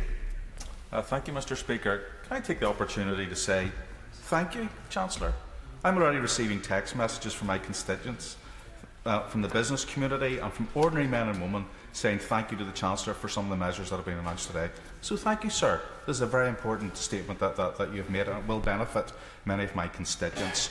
Last week, the Prime Minister, standing there, told us that the government was going to invest massively in hydrogen power.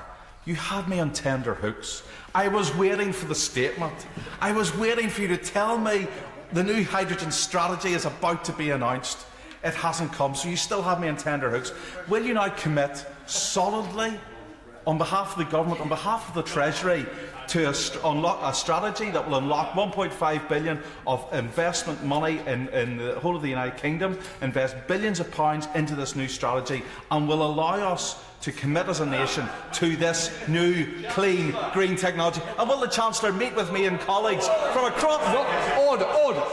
Mr Paisley. No, not thank you. You're going to stay on the tender hooks. You'll be on them for a long time if you do that again. Chancellor. Mr Speaker, I'm very grateful to the honourable member for his very kind words, and I'm glad it will make a difference to his constituents, as I hope communities up and down the country across our United Kingdom. On hydrogen, what I can say is I am absolutely not in a position to steal my boss's thunder, so I will leave the future announcements on hydrogen to him, but he can rest assured that it's something that both the Prime Minister and I, and indeed the Treasury, will take very seriously. Mark Hoodlock. Thank you, Mr Speaker. I will be brief. Last week, my right honourable friend, the Prime Minister, accepted my pleading to come and visit Dudley. He delivered his visionary speech and he saw for himself the building of the Institute of Technology that will actually future-proof people for jobs for the future. Will my right honourable friend, the Chancellor, also come and visit Dudley, please, and support this scheme, as well as our ambition for a university campus, as I want Dudley people to be jobs ready? She didn't go long. Chancellor. Mr Speaker, I'm very happy to accept my honourable friend's intervention and invitation, but he's absolutely right. The best way for us to provide opportunity for people is to give them the skills and the education that they need, whether that's through universities, institutes of technology, further education, schools, apprenticeships, however it may be. Providing people with that knowledge is what will enable them to build a better future for their lives. That's something that he feels very passionately, I feel very passionately about, and we will as a government deliver that. Let us go and visit Simon Malhotra. Simon Malhotra. Mr Speaker, I am genuinely surprised the Chancellor hasn't today brought forward a flexible furlough scheme for aviation, which he knows will have a longer recovery tail. And so I do hope that as he keeps in touch with the industry, he will also keep in touch with MPs from aviation communities for place-based support. Now, he is right that young people and others will need support to access to jobs, and I welcome the Kickstart scheme. But with other experts estimating that over 30,000 work coaches are needed, and unemployment is set to hit a record high in October, with the Secretary of State expecting 4,500 new work coaches to be in place by then, is he concerned that we won't have enough in place to meet demand when we most need it? And what more does he think can be done? Chancellor. Mr Speaker, I actually commend and applaud all the efforts the Work and Pensions Secretary and her team are doing at the moment. Just for reference, they are doubling the number of work coaches and doing it in record time. We will have 13,500 in just 8 months, a 100% increase. It's worth comparing that to what happened in 2008-9, when DWP recruited just 10,000 and it took them 12 months, a 60% increase. So we will go as fast as is necessary, but no one can accuse us of not doing as much as we can, as quickly as we can, to provide people with the support that they need. Tim Trapp. Thank you, Mr Speaker. Make no mistake, what the Chancellor has announced today to save a generation of young people from bearing the brunt of this economic crisis is incredibly positive and to be welcome. Can I welcome in particular the determination of my right honourable friend to avoid the past mistakes from employment schemes where we saw too many examples of young people in work placements with not doing meaningful work, with poor oversight, poor management and no opportunity to really build their skill levels. Make this scheme, the Kickstart scheme, the best employment support scheme we've ever seen. Chancellor. Well, I very much thank my right honourable friend for that support, and of course this is an area he will know well. He is absolutely right. There's no point in doing this if the work placements are of low quality. It's important we get that right as we construct the bidding process, and I'd be very grateful to him if he'd sit down with me so we can get his thoughts on how best to achieve that. Let us head up to Wesley with Barbara Keeley. Barbara Keeley. Thank you, Mr Speaker. I join my honourable friend the Shadow Chancellor in urging an end to poverty pay for our care workers. Today's interventions in the job market are welcome, but there is still no recognition in pay for the fantastic job done in this crisis by our care staff. Rather than blaming care staff, as the government has done this week, will the Chancellor commit to showing these staff some parity of esteem with NHS staff and pay them a real living wage of £10 an hour? Chancellor. Mr. Speaker, I join with my colleagues in paying enormous tribute to those on the front line during this crisis who have done an extraordinary job under incredibly difficult circumstances, deserve not just our thanks but our praise, and they have it. In terms of public sector pay, we're in the midst of the second year of inflation-busting pay rises for almost 1 million people, and with regard to social care, who are funded through local authorities, as I've said, local government has enjoyed 2 years of record increases in core spending power, which hopefully will help find its way to the front line. Mr. Speaker, can I make a suggestion to my right honourable friend about one way in which he could help fund some of today's expenditure commitments, and that is to implement without further delay the cap on public sector exit payments. Our right honourable friend, the Chief Secretary, promised on the 13th of March that this would be done by bringing forward secondary legislation before the summer recess. That hasn't happened, and can my right honourable friend therefore allay concerns that this process is being sabotaged by Treasury mandarins, the Sir Humphreys, who have for 5 years successfully resisted this proposal, which was actually supported by this House in legislation 5 years ago. Chancellor. Thank you. I remember when I had the Chief Secretary's job, we discussed this very topic, and my right honourable friend is right to keep highlighting it. What I can tell him is, as the Chief Secretary said, I believe very recently, we are well underway to implementing this measure. We'll bring forward the appropriate legislation in due course. Hilary Benn. Thank you very much indeed, Mr. Speaker. Given that councils have a statutory responsibility to set a balanced annual budget, even the further help announced last week won't be enough for councils like Leeds and many others. So can I urge the Chancellor to look again at what the Treasury can do to help fill the remaining gap? In the case of Leeds, it's £63 million, because without further assistance, then the council will, by law, have to start cutting jobs, and that could include non-statutory services that have been so important in providing support to communities affected by COVID. Chancellor? Well, my honourable friend, the member is right to highlight the important work that Leeds Council plays, having spent some time there, seeing how they do early intervention in children's services in particular. I was very impressed when I did the local government job. But I would say is that the local government secretary has been engaging extensively with the sector. We have put billions of pounds of incremental support in place. Of course it is going to be difficult. It's difficult for all of us, whether it's business or local authority, to get through this time. But considerable support has been put in place. And in particular last week, the announcement on a loss-sharing arrangement with central government for the income and fees and charges, I think, is an important step in the right direction. Thank you, Mr. Speaker. Can I thank my right honourable friend for the steps he's announced today, particularly focused on young people, which I think shows yet again that the Conservatives do what works, not just what might sound good, even if it means tough decisions in the short term. Can he confirm that of the support given so far, proportionately, the lowest income families in our society have benefited the most from the support given so far? Chancellor?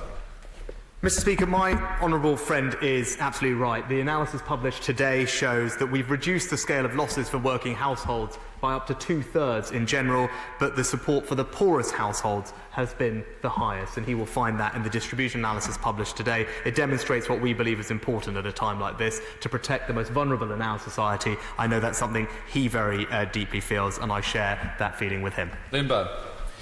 Thank you, Mr. Speaker.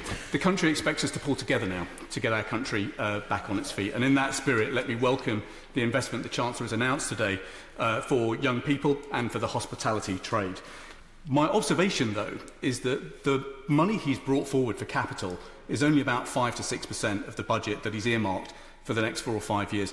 What that means in my region is 50p per person per week invested in so-called shovel-ready projects. That, frankly, is not enough. But crucially, there is a gaping hole in this announcement today for where support for manufacturing should be.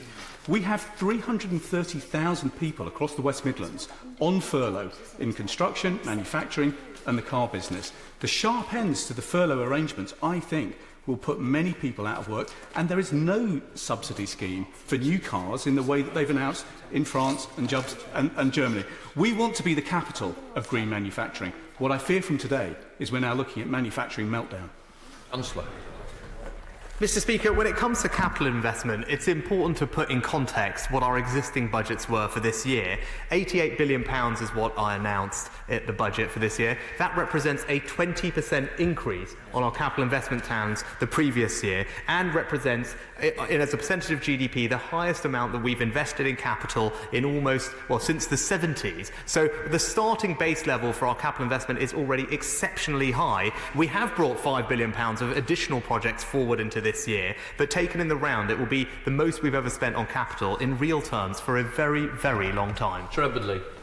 Will this young, vigorous Chancellor not be too cruel to an old Thatcherite for making this deeply unfashionable point, that there are no long-term good subsidised jobs? As we saw with the new Labour make-work jobs and with furlough, sooner or later they are subject to fraud and market distortion. So will the Chancellor confirm that the only good long-term jobs are based on the government ensuring deregulation, market flexibility, tax cuts on entrepreneurship, and that we have a plan to repay the national debt? Otherwise, as a previous speaker once said, there will be no more money.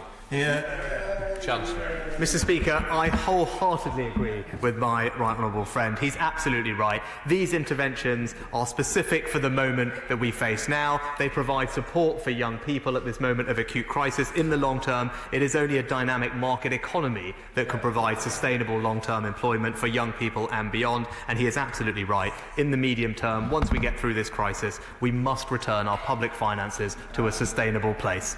Up to Scotland and visiting Margaret Furry. Margaret Furry. Thank you very much, Mr. Speaker. The Community Access to Cash scheme recently announced that Cambuslang in my constituency was going to become one of their pilot areas, which will bring back much needed payment facilities to a community which has lost several bank branches. The Chancellor has promised legislation to improve access to cash, and it is needed urgently in light of the economic downturn caused by the coronavirus. Can the Chancellor outline when he will bring forward this vital legislation to protect cash use, support small business and boost recovery of our high streets? Chancellor. Well, the honourable member makes a good and fair point about the importance of cash, particularly in our rural communities. And what I can tell her is my honourable friend, the Economic Secretary, is very much on top of this, is just conducting roundtables as we speak in the coming weeks with the industry, and as we have committed to, we will bring forward legislation. Steve Brown. Thank you. Thanks to the Chancellor for bringing some real hope today. Now, early years providers have really played their part in getting us through this pandemic, but it's certainly true that reduced attendance for them combined with increased costs is taking its toll. This, of course, as the Chancellor and I have discussed before, is on top of the fact that this was a sector struggling and really experiencing market failure, as it has been for quite a long time. So jobs, jobs, jobs is fantastic and is right, but it has to be backed by childcare that actually exists. So will the Chancellor give me some time, only has to be a short amount of time, 15 minutes would be fantastic, so that we can set out the challenge this sector faces and some of the suggested solutions that we have. Chancellor. Well, I know this is a matter very close to my honourable friend's heart, and he's brought it up with me before. I'd be very delighted to give him the time he asked for to discuss this matter further. Justin Mathers. Thank you, Mr. Speaker. Last week, Airbus announced 1,700 jobs are going in this country. They cannot afford to wait for a bonus payment in January. So what is the Chancellor going to do to save those jobs now? Chancellor.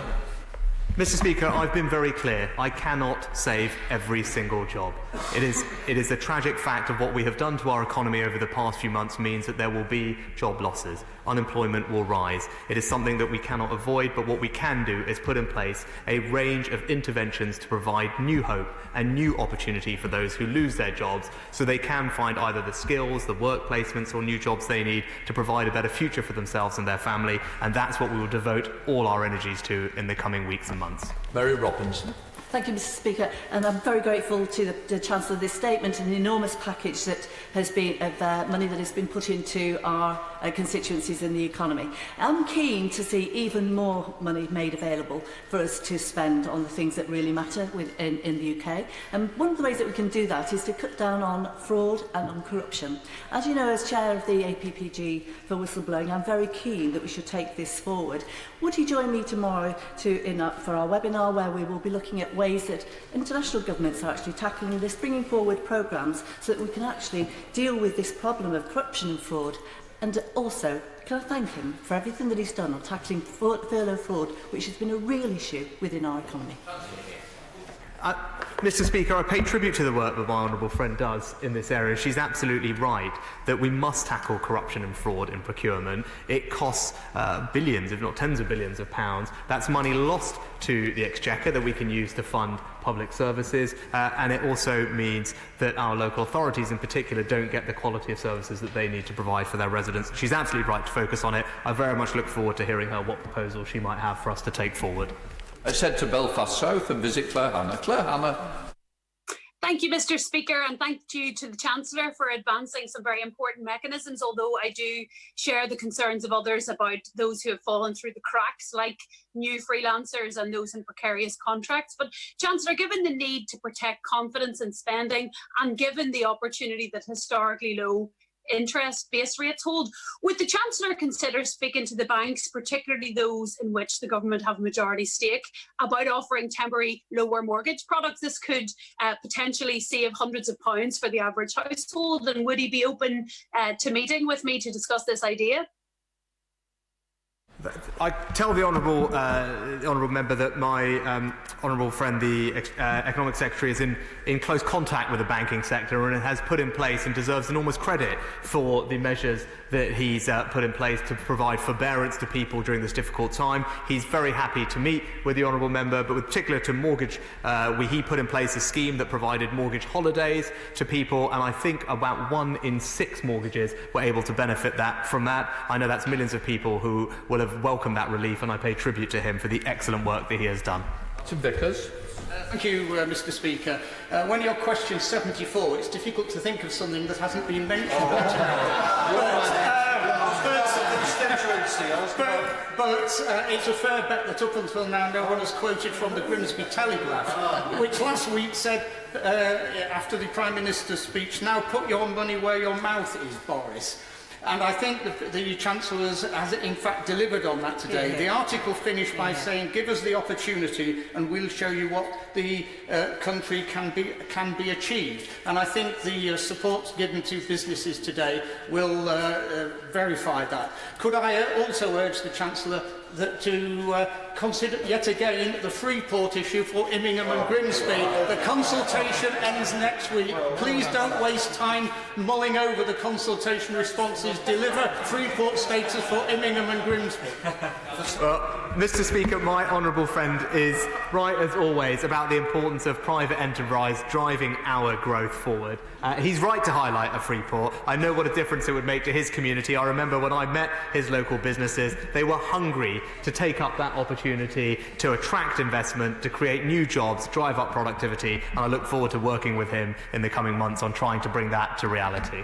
Thank you, Mr. Speaker.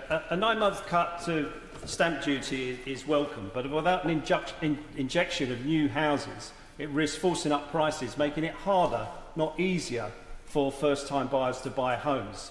This should have been an opportunity to inject capital into the housing market, but also into social housing and building houses that people can afford to live in, creating opportunities for new jobs, new apprenticeships, new skills that people can use in the future. So will he go away and have a look at putting some money, particularly into building social housing?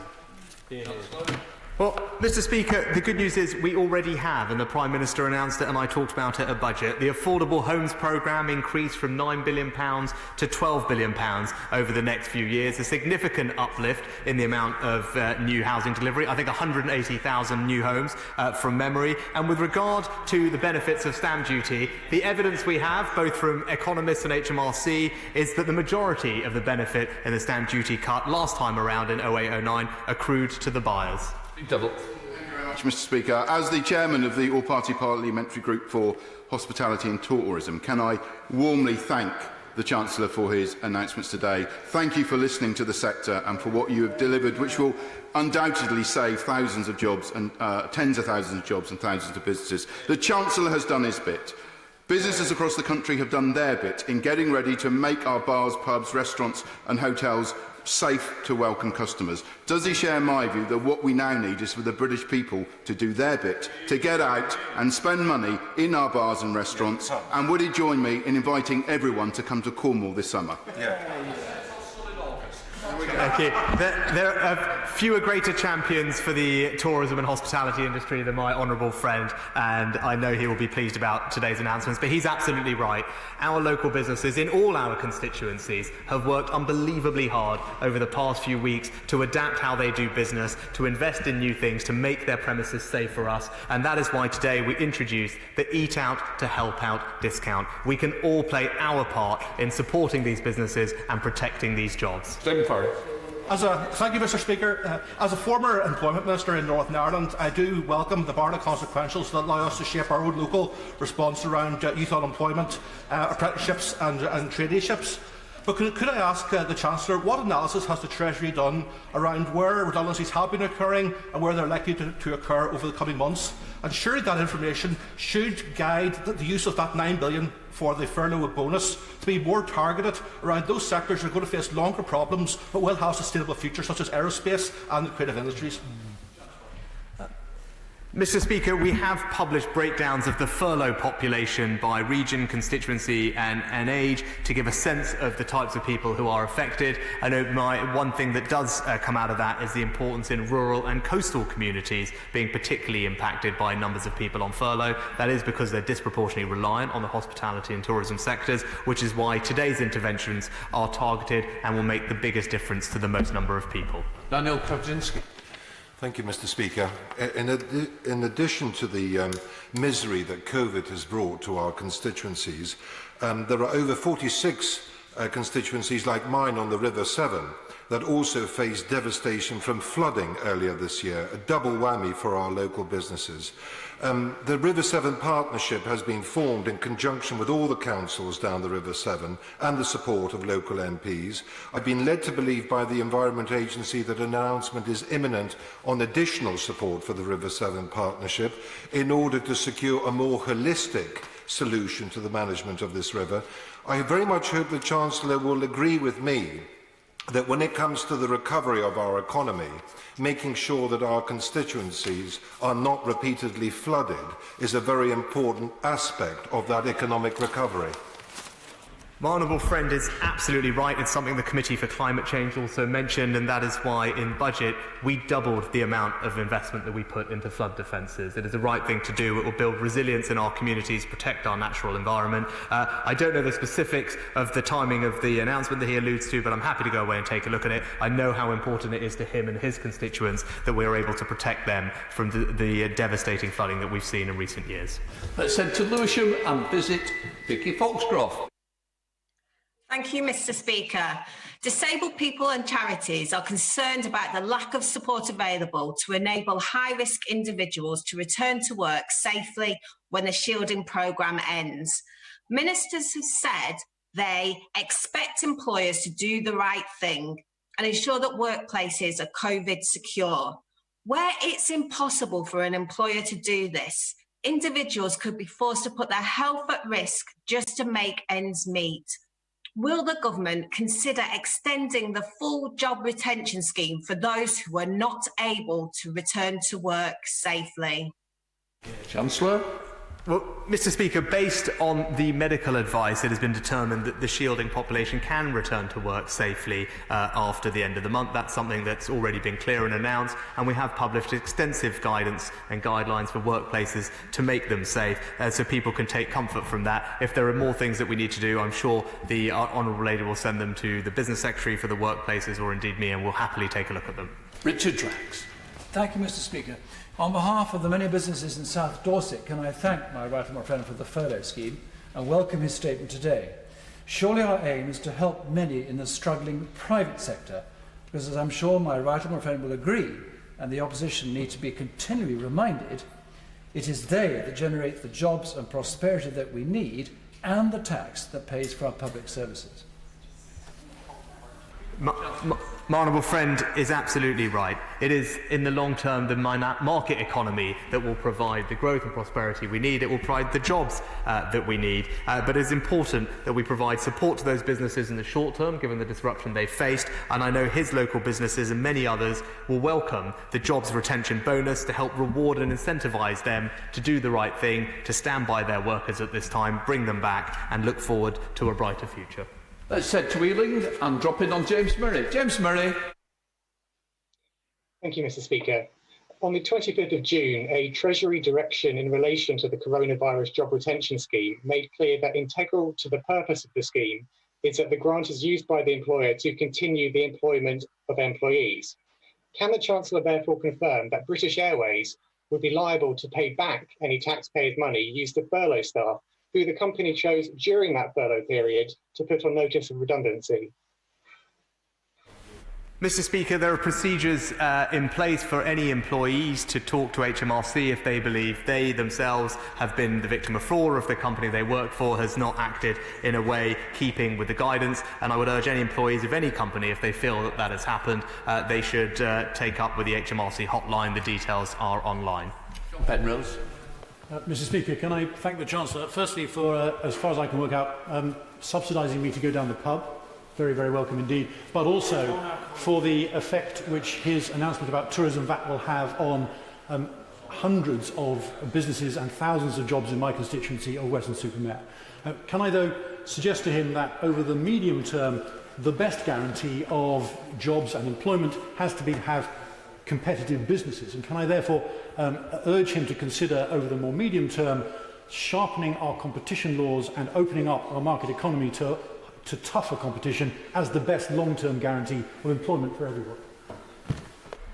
My honourable friend is absolutely right. Just to clarify, the Eat Out to Help Out discount won't apply to alcohol, but 90-something% of pubs serve food, so you can still go to the pub and enjoy it. But he's absolutely right about competition policy. It's important that we have dynamic markets in this country. We need dynamic competition to create jobs, create productivity in order to get the outcomes we want. I'm very happy to talk with him, and I know he has expertise in this area, to get his thoughts if there are things we can do to update and turbocharge our competition policy to make sure it's fit, especially for the digital age.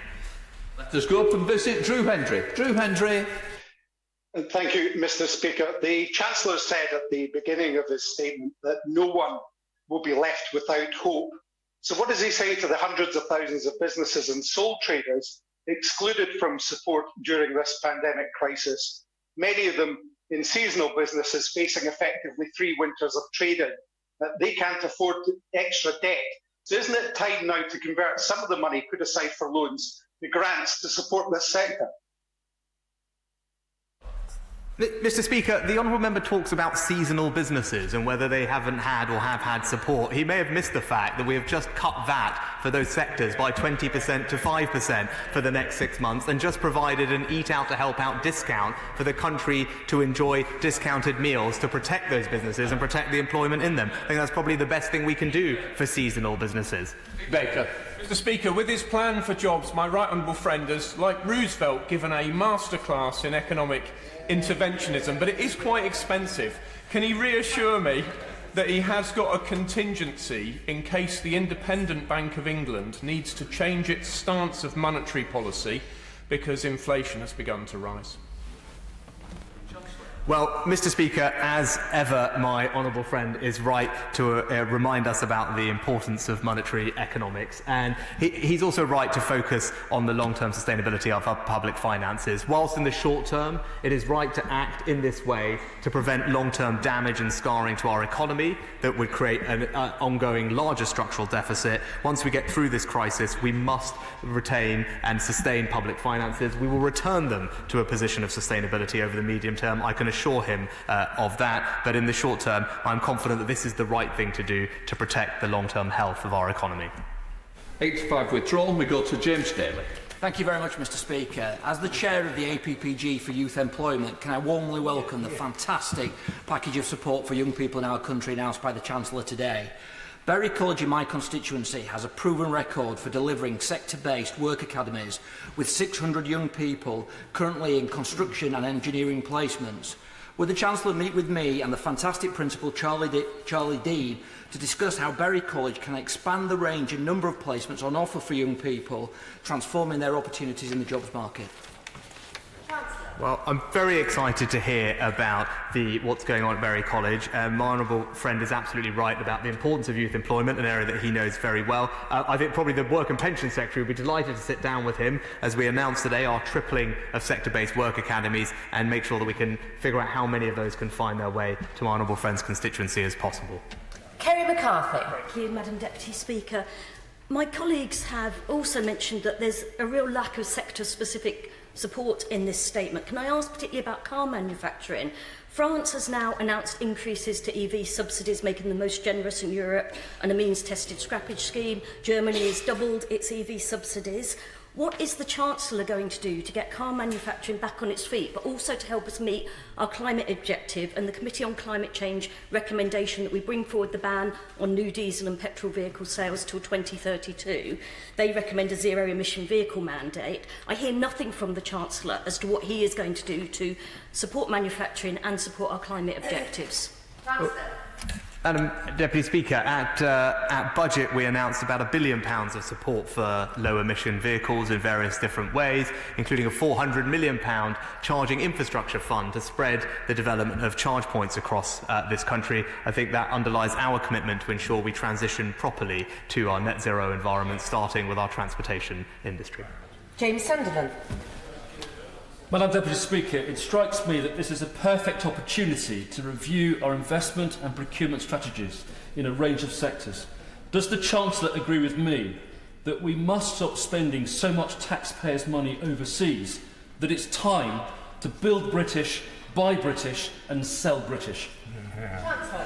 Very good. Well, Madam Deputy Speaker, my honourable friend is right to point out the opportunities we will now have after leaving the EU to tweak our procurement rules to make sure that, of course, we will always get value for money for the taxpayer, but we can do so in a way that supports our local economies and supports, especially at a time right now, local jobs. Wendy Chamberlain. Thank you, Madam Deputy Speaker.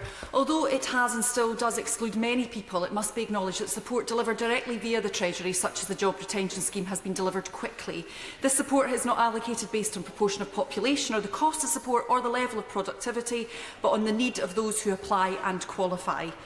This is how devolution can operate. So can the Chancellor provide us with detailed figures so that we can assess exactly how much financial support has been delivered from the Treasury to the people and businesses in Scotland and the other devolved nations? Mr. Speaker, Madam Deputy Speaker, those numbers have been published, and as I said earlier, £4.6 billion is the total amount of Barnett funding that is provided to Scotland throughout this entire crisis. The block grant adjustment resulting from the stamp duty cut will be finalised after we have final costings from the OBR. Finally, Sir Desmond Swain. Madam Deputy Speaker, after that package and that performance, the only reasonable thing I can say to my right honourable friend is, remember, O Caesar, that you are mortal. However, it would be a great shame if the effectiveness of his measures were to be undermined in the New Forest, with the loss of £16 million at least to local traders, by the company to whom the Forestry Commission handed a monopoly, refusing to open its campsites. Will he summon Forestry England and threaten them with the rough end of a pineapple and instruct them to use their position on the board and their substantial shareholding to get those campsites open? Well, Madam Deputy Speaker, thank you, to my right honourable friend. I share his passion for getting our campsites open. Hopefully, an extra incentive today will be the cut in VAT from 20% to 5%, which extends to campsites as well as caravan sites and B&Bs and hotels. I'm not sure if I have the powers to summon anyone, but I would be delighted to bring whatever influence I can to bear on his particular matter and look forward to discussing it with him further. Thank you. In a moment, I will call the Chancellor of the Exchequer to move a provisional collection of taxes motion. Copies of the motion are available in the vote office. In accordance with Standing Order number 51 on Ways and Means motions, a Minister of the Crown may, without notice, make a motion for giving provisional statutory effect to any proposals in pursuance of Section 5 of the Provisional Collection of Taxes Act 1968, and the question on such a motion shall be put forthwith. I call the Chancellor of the Exchequer to move the Provisional Collection of Taxes motion formally. Madam Deputy Speaker, I beg to move. Here. The question is, as set out in the Provisional Collection of Taxes motion, as many as are of that opinion say aye. Aye. Of the contrary, no. I think the ayes have it. The ayes have it. In order to allow the safe exit of honourable members participating in this item of business and the safe arrival of those participating in the next, I am suspending the House for 3 minutes.